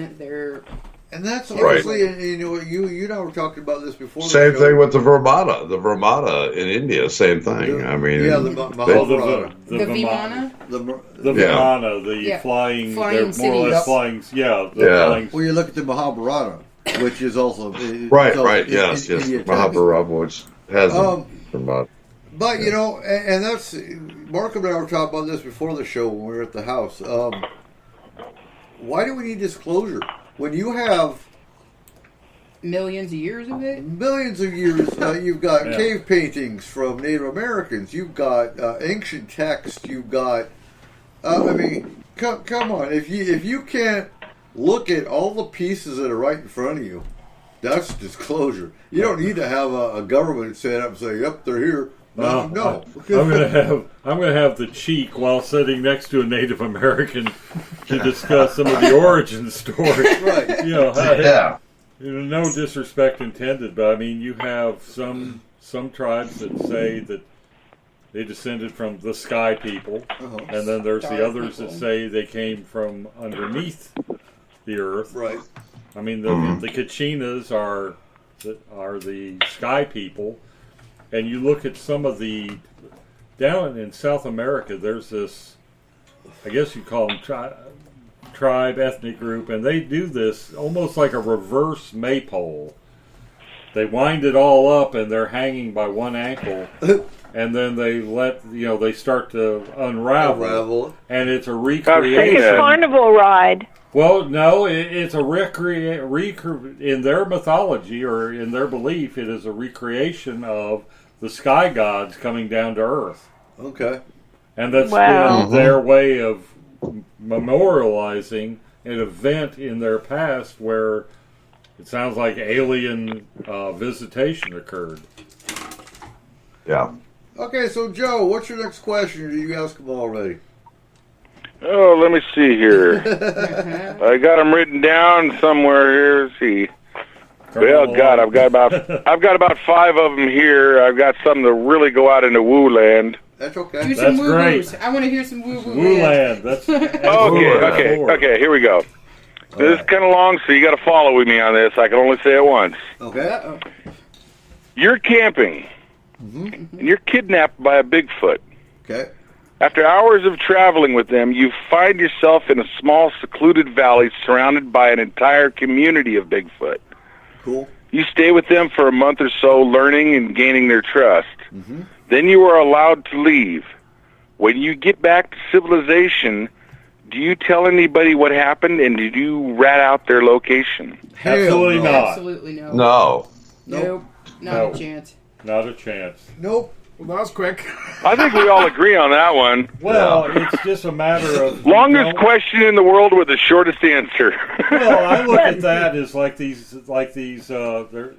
these people that infiltrate a motorcycle gang and gain their trust just so they can rat them out to the feds, or Well, no, you don't betray a trust. The Snitches Last get of the stitches. Dogman. Has anyone seen the movie The Last of the Dogman? Oh Yes. God, I've heard Yeah. of it, but I don't think I've ever seen Awesome movie. Yes. And, Great movie. The Dogmen actually, that's you just described The Last of the Dogmen, but you replaced it with a Bigfoot. And there's well, just watch a movie. Okay. You know, Yeah. personally, I think because of what we all, or at least this group around here, thinks of Bigfoot as being, I don't think that they would kidnap you and take you into their tribe with It the was a knowing that. hypothetical question. No. But I mean, in knowing that you would go and say something about their location. Right. I don't think that you would ever be in that situation, because I think anybody that they would do that with would be in agreement with all of us that no, you just wouldn't do that. Yeah. And, it's... Who remembers the show, what was it, Killing Bigfoot? Oh my God! Oh, yeah. I never even saw It an is. episode of it. Did they even make it one season? They made it, I think, a season and a half, if I remember correctly. That was the worst show ever. I never watched it. I never even saw an episode. I didn't. But just the whole wouldn't concept watch of it. it pissed me off to where I wasn't going to watch it anyway. Exactly. They would show a bunch of knuckleheads in the woods looking all in one direction with their guns pointed out, saying, "Now here's something out there." The thing is, people didn't realize that there's a cameraman standing about 50 foot out into the woods looking back at them. In other words, they're pointing their guns at the cameraman. Yeah, And what's he doing and what's the cameraman doing out there if there's something in the woods? Exactly. Well, Exactly. It was horrible. That was absolutely the point of the video that we made. Is and I'm gonna, you look at all these different wilderness paranormal shows. You got Killing Bigfoot, which thankfully didn't last very long. But you got Wilderness Monsters. You've got In Search of Monsters. In Search of Monsters. And you know it's bullcrap when you at the start, because if they had found anything, you'd already know. It'd be in the news. Yeah, that would not be. It'd be big news. It'd be old news by the time the show aired. But here's what kills me. You've got, and here's another answer for your earlier question, Barry. If you're new to this topic, study, research, and then find a group to work with. Because you got too many newbies that watch these kind of shows and don't understand that when they're up in the mountains doing these quote-unquote investigations, they have a cameraman, they probably have a paramedic, they probably have a tracker and a wilderness survival expert with them. Yeah. Sherpa. But you got and a caterer and a producer. I think the best paranormal series ever was Jack Osborne's Haunted Highway. I don't think I ever watched that one. You're right. Very, You're right. very good. That was good. They had GoPros pointing forward, what I hate, and it was, can I mention the ZB word? Oh, yeah. Oh, Zach Bagans had that damn show where it was always, oh my God, did you just see that? Well, idiot, why wasn't your camera pointed in that direction? You've got a camera on you, and it's, They have the creepy music playing in the background, so no, I I didn't hear it. I quit watching that series when they passed this, they were in this kind of like a vaulted old brick building type of thing, and they pass this alcove, and this brick goes sailing across, and they all wet themselves and run the other direction, but then they show it in slow motion. They keep repeating, and you can see the brick tipping on a fulcrum, so it's obviously on a frickin' string. And wobbling as it goes, that was the end of that for me. Hey, Cole, are we gonna have creepy music playing when we do our videos? No. Thank you. If you put music in anything, it's fake. Right? That's what I call the Blair Witch investigators. I really do. Yeah. That is my name for them, because all they do is run around in the woods screaming and pointing their cameras in directions that you aren't going to see anything. Right. And play creepy music in the background. If you have to play creepy music for your YouTube video, well, it's like that show we were talking about, where they went looking for cave goblins, and they always had that creepy music going in the background. Just a quick thing. A quick thing. I just heard 3 knocks in the woods. Oh, there you go. Hey, like a pop, pop, pop. Bigfoot's a fan of S4 Radio. And that's what I got. You're listening, man. We're talking about you. Is it one of the Pink Panther theme song in the background as we were creeping through the woods? Yeah, that would actually work. It would. I like that idea. I am not paying for that. Hey, Joe, I want you to do something. What's that? Knock 3 times back real quick. Okay, hold on. Ready? Maybe you can hear it. It's got to be loud.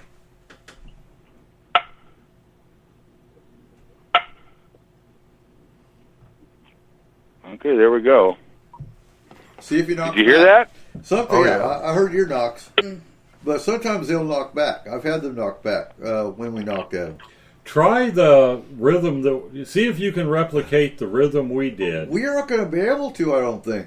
Well, Joe's got pretty good stature. He might have the body strength to pull that off. So I want you to try going boom, boom, boom, boom, boom.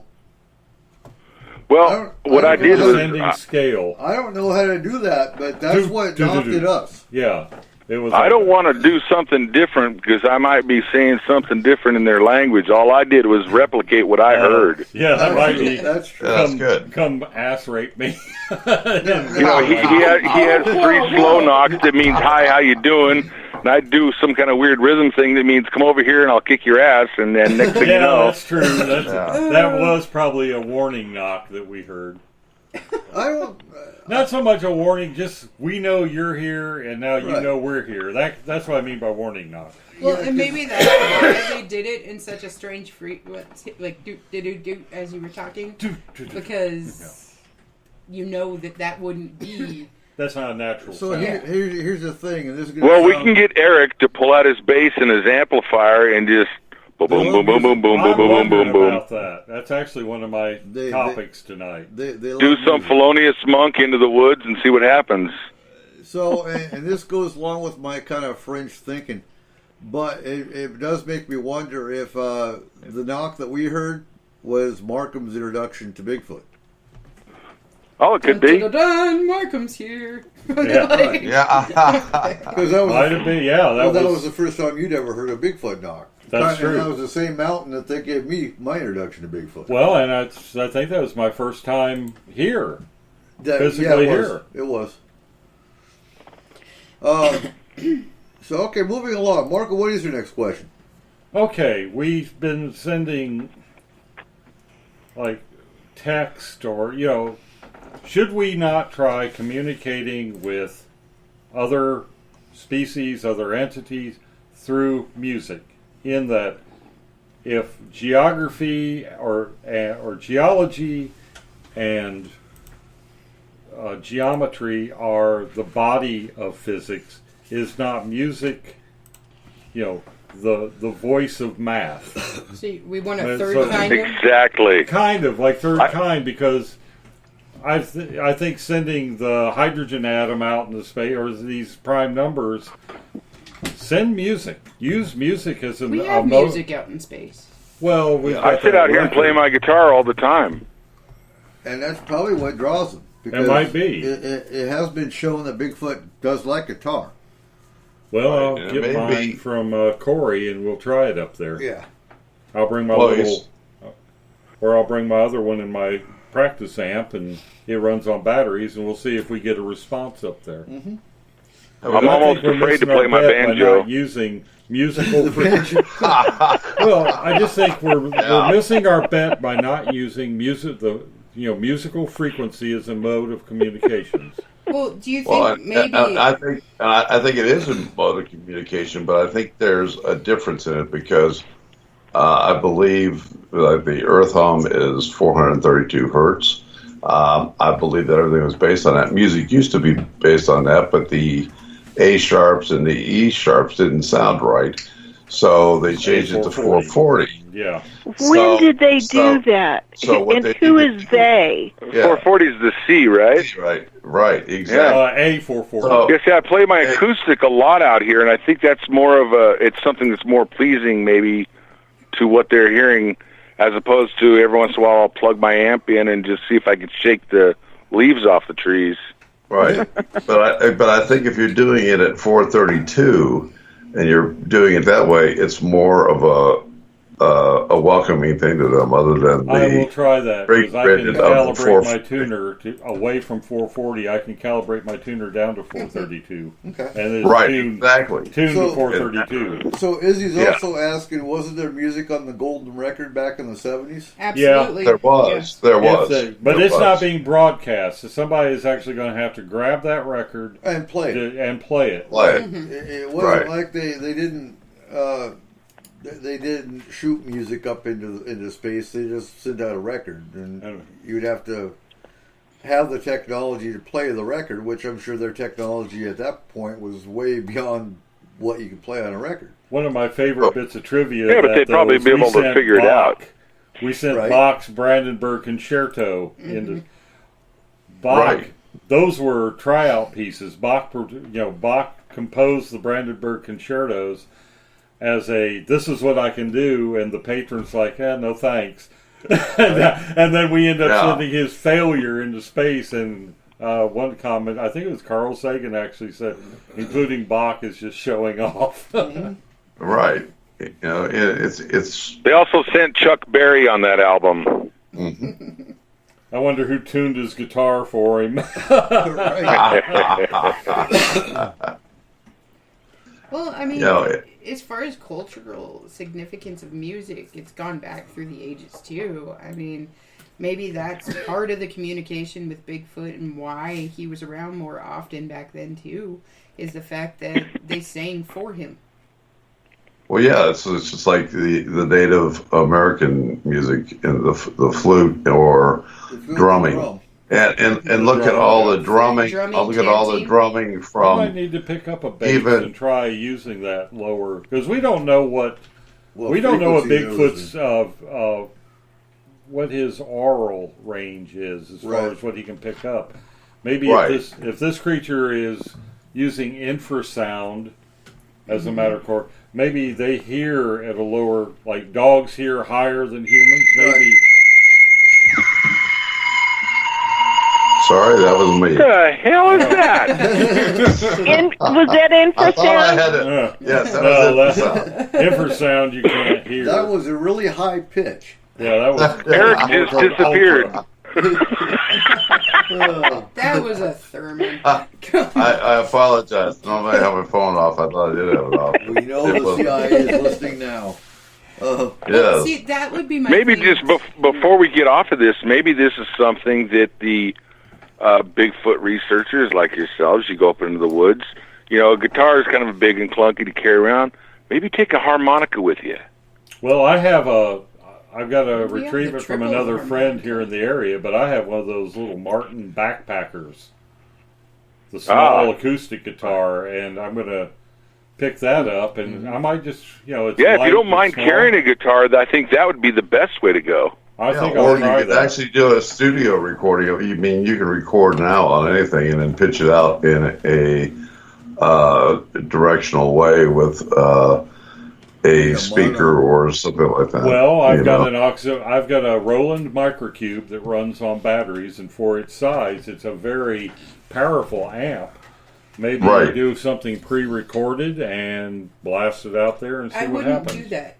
Honestly, I wouldn't do that. And the only reason I say that I wouldn't is because then you have the interference of the actual electrical device, which, if we're talking about Bigfoot, go acoustic. You want to go with old school. Old school for him. Okay, well, I'll get my backpacker back from.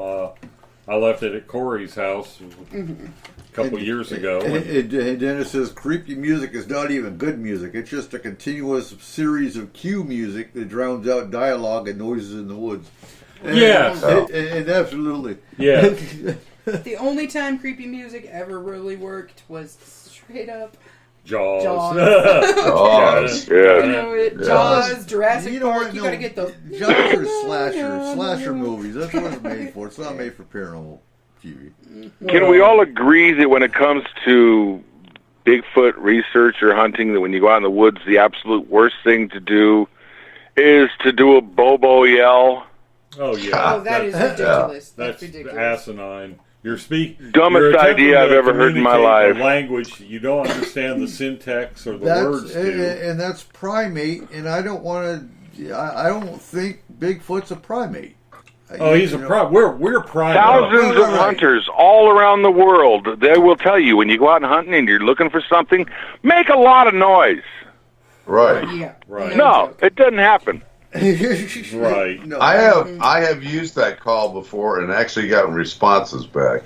Really? Yeah, I have. And there's several call generators that you can use because of the fact that it's like the natives back a long time ago when they wanted to communicate in a secret way.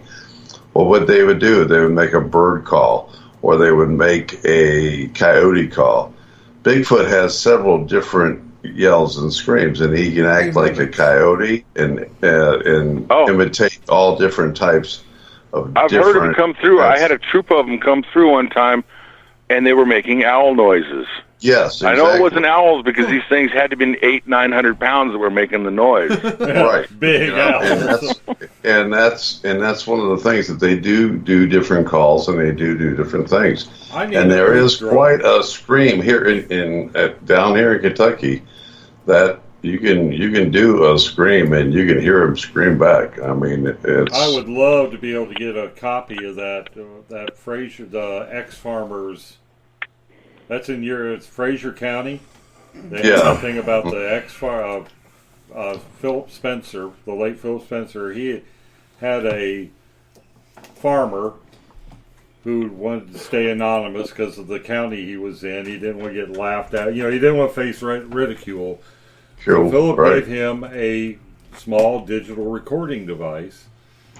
And one night, he was sitting on his front porch, and this howl comes out of the woods, and it raises the hair on the back of your skull to hear it. And it even scared his dogs.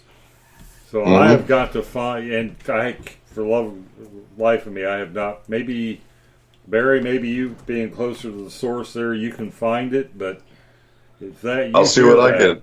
It's Philip Spencer, and it's the ex-farmer howl. Yeah, it is a chilling howl. Oh my God! It just it makes you. And we went camp. My family went camping one time, and we had a series of Art Bell, Midnight in the Desert or whatever it was back at the time, Coast to Coast AM. Had it on a loop. Well, in the middle of the night, in the pitch dark of the campsite, that played. I nearly wet my cot. It woke me up, and it was like I immediately turned that damn thing off because I was disoriented. And once I knew what it was, it's like okay, but just that split second when that thing woke me up, it was instinctive chill. I had a little bit of an awkward thought just now, and I was wondering, do you think that electronic frequency actually hurts him? I think so. And that's why you're never going to catch the right photo of him. That's why he messes with your electrical devices, things like that. Well, and why you hear that god-awful piercing scream sometimes when there's camera crews and camera stuff out. Well, you gotta wonder because they say the surest way to get Bigfoot off your property is to put up trail cams. Mm-hmm. Because they use an ultrasonic. The way they use an ultrasonic pulse. Well, kind of like a dog whistle for a dog, where it drives them insane, like it messes with them. But they also see IR light. They're able to pick up the IR lights. Right. Yeah. So that's one of the reasons why they don't. They're going, hey, are they going over there? Oh, yeah. I've had trail cams on my property for 20 years. I've had a lot of weird things where maybe something hairy walks in front of it, or I've had a bunch of pictures go off and they're just blank. But I did have one instance where the camera just stopped working, and I ended up sending it back to the Browning factory. And they sent me back an email, and they said, look, we've been repairing these things for years. We don't know what happened to this. There's nothing physically wrong, but everything is fried. They don't know what happened or why it happened. They sent me a brand new camera. Yeah. Wow. Better one than the one I had. So, I mean, they were stumped. Huh. And I have to tell you, I've done the same thing. I've had to send back trap cams like that, and they can't even understand what the hell happened to it. And so that in itself is a challenge in itself. Maybe but, the frequency that Bigfoot puts out that fries electronics? Or just an energy level. Cable. Yeah. Right. Mm-hmm. Well, the thing about it is when you're dealing with frequencies, it's just like today.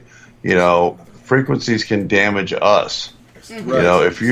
If you are shooting a certain frequency at us, it can make you extremely sick. 5G. Right. And all the things that are happening. So there are good frequencies and there are bad frequencies. So, I mean, you can kill somebody with a terrible frequency and make them. What do you think about real low, the real low frequencies? Infrasound. Yeah, infrasound, and that's It will mess you up and make you see that is things a that aren't weapon, there. right? And that's a So weapon. I live on a lake where there's a Navy base, and they do research with real low frequencies in the lake. I would. Right. Okay, I have to ask then. How long have you lived there? For quite a while. Since 2012, Okay. and I've lived in North Idaho since like 1990. On the lake that they are testing these frequencies in, is there a missing fish population or more dead fish or other aquatic animals? Not really. We have our salmon runs. So I want you to do something. Google map the area. How many dead trees are around it? Right, and also look at how many people are sick. I mean, have there been a lot of deaths related to some strange illness or cancer or something like that? If you have a higher population of that, then that could be caused by whatever that is. So that's very dangerous, and that's a dangerous weapon. And they are experimenting with those things. The lake is 1,200 feet deep. Oh wow! Crap. Yeah. That's deep. Wow. It's one of the deepest lakes on the continent, on the U.S. Yeah. That's like by call. continental. Marco, want to go diving? Let's do it. I don't have the gear. I don't have the gear for that. I have my scuba card. Let's do it. I'm up for Well, it. I just don't. That's remote. That's deep. That's ROV territory there. 12,000 feet. Yeah. Well, I Speaking mean, of like, isn't there how the sound can mess here's people what up. they say. Here's what they say about, like, I asked somebody where we have a lot of old people here.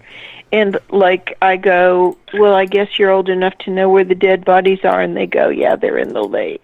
Yeah. And apparently, like, if it's that deep, it's so cold that they never, like, rise. They just There's a stay down thermocline there. layer in a deep lake where a body, if it does sink, it'll get down there and it'll just stay. It won't go all the way to the bottom. Right. I mean, Oh, if you- really? It'll just stay at a certain Well, I'd spot, say Lake rot, Mead the is fish like get that. to it. Oh, my God. Isn't that It's true. wild? Yeah. And I can't see somebody throwing a dead body in without a couple of rocks in the bag. I'm just, Right. Well, yeah. you'd have Well, to, yeah. It's Yeah. just like that here, Lake Tahoe. It's just up the road. That's it. And That's it's all I so know. deep. There's places they're not It's even real sure where deep, the bottom too, is. isn't it? And real Right. quick, S4 does not condone the soil. That's right. You bury him But if like you a need to man. get rid of a body, call S4. You get your best friend and you say, grab a shovel, don't ask questions, just come out here. oh, hell no. That is a 100% solo activity. You grab any friend, and that friend can turn itself on. No, I, I was just thinking about something. What's that? The whole thing we've been talking about, how sound messes with people. Has anybody correlated a map between the places, say some of these big cities, because that's where it started, where they started installing the 5G towers, and correlated that with all the knuckleheads like in Portland and everywhere else around the country that are tearing places up every night? Has 5G driven these people crazy? High EMF, and they have been doing studies about how high EMF is coming from 5G, and in certain areas, how high the EMF is in that area, in the 500 range. So yeah, there's a possibility for that, and I could that would be an interesting study to do. Yeah, I'd love to see somebody figure anytime. that one out. I'll tell you, here in Kentucky, we've had some interesting things, and there are towers that seem to have interesting things on them that seem to be in line with others, and whatever it is, a lot of the UFO sightings seem to be tied around these towers. It's almost like there is a mapping system that is sending out a frequency, and I happen to have been up on one. And man, I'm telling you one thing, I will never go to that tower again because of the way that I felt and the things that happened to us after that. And I had missing time from that place. And that's something you have to look at anytime you take a paranormal case. Is there high EMF that's causing hallucinations or causing sickness that people are blaming on spirits or paranormal activity? Exactly, and it can happen. Fear cage. Absolutely. So when you walk into a client's home, for example, and your EMF meter is going off, you want to pinpoint where it's coming off from, because it's coming from for example, the electrical board. That's part of your problem. Right. You always want to look at the mundane before you blame the paranormal for it, and then you handle it. True. Well, if you got such high electromagnetic frequencies happening, then if we were to take in beginning stage quantum physics there and do like your spooky action at a distance and your particle tunneling, then wouldn't that be where maybe some of the ghost sightings are coming from? Causing dimensional rifts? Or... Crickets.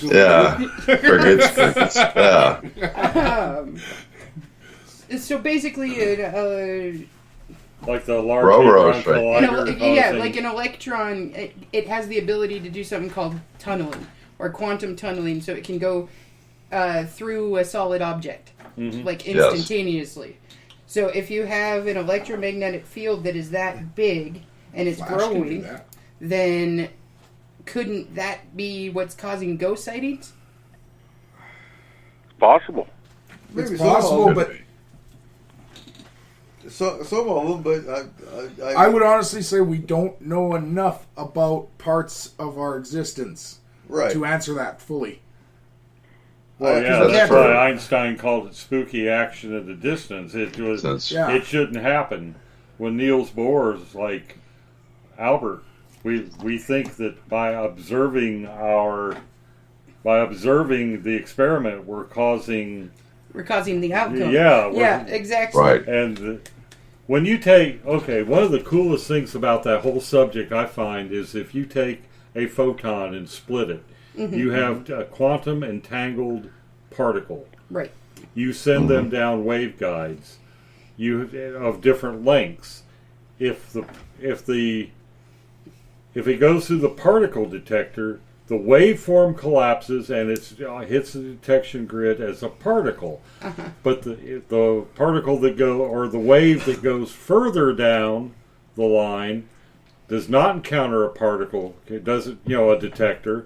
The waveform doesn't collapse, so it is recorded as a wave. The one that went through the particle counter and the waveform collapsed retroactively goes back to the waveform.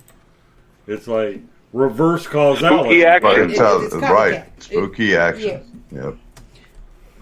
So and is it not scientifically been proven that neutrons can turn into everything else and make their own thing? Is that not how we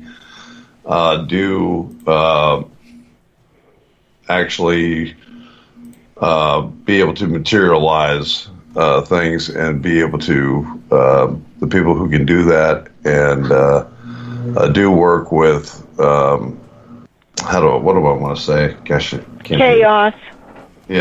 Chaos, or else even yeah. Okay, and on that note, we have to wrap it up. No. Like seriously, I forgot that we were doing roundtable because we were just talking. It just went. I'm not leaving. Well, that's right. The last hour, we always lose the idea of questions. Absolutely. It's awesome. But you know what? That's why I don't care. So we all come with 3 questions, but I never expect to come up with to go get to all 3 questions because I'm not going to give you 10 minutes to answer. We're going to talk about till it's done. But anyway, thank you all for listening. I do want to quickly ask if, as we always experience on Roundtable, there is never enough time in the night to actually get it done. So, if you'd like us to do a marathon show of 24 hours, message us on Facebook, on the S4 page, or on Forest Moon. Let us know. Yep. Because if we're going to do this, we need people to listen. It is your vote. Guys, And, hey, if we are going to do this, if any coffee people out there want to sponsor us for that would be amazing. Yes, definitely a coffee sponsor. So next week we are talking, we're not going to talk about alien races specifically. I changed my mind. We are going to talk about the alien agenda. Oh, the man. alien situation. Get into this. some Let's candidates do and this. Mars. So we're talking about all of it. I wanted to know Little who was bit of going to win the Elon race. Musk. What? I wanted to know who was going to win the race. What race? The alien race. We'll talk about that next week. Okay. So, and also, don't forget, so if you're local, we will be walking South Skagit. I will be putting that up in the Concrete Upriver group so that you know there will be a very large white Explorer with 4-ways on, and we will be walking, looking for anything out of the ordinary on South Skagit. So on that note, y'all stay safe. See you next week. And remember, keep your eyes to the skies. Night. Ladies and gentlemen, thank you for joining us tonight on S4, the official voice of Forest Moon Paranormal. You can contact S4 through our website at www.s-4radio.com or on Facebook. Make sure you give us a like on our page and join the Forest Moon Paranormal group. If you are interested in advertising, take a look at our packages and contact Cole or Eric at 1-360-999-2830. Again, thank you. And remember, keep your eyes to the sky.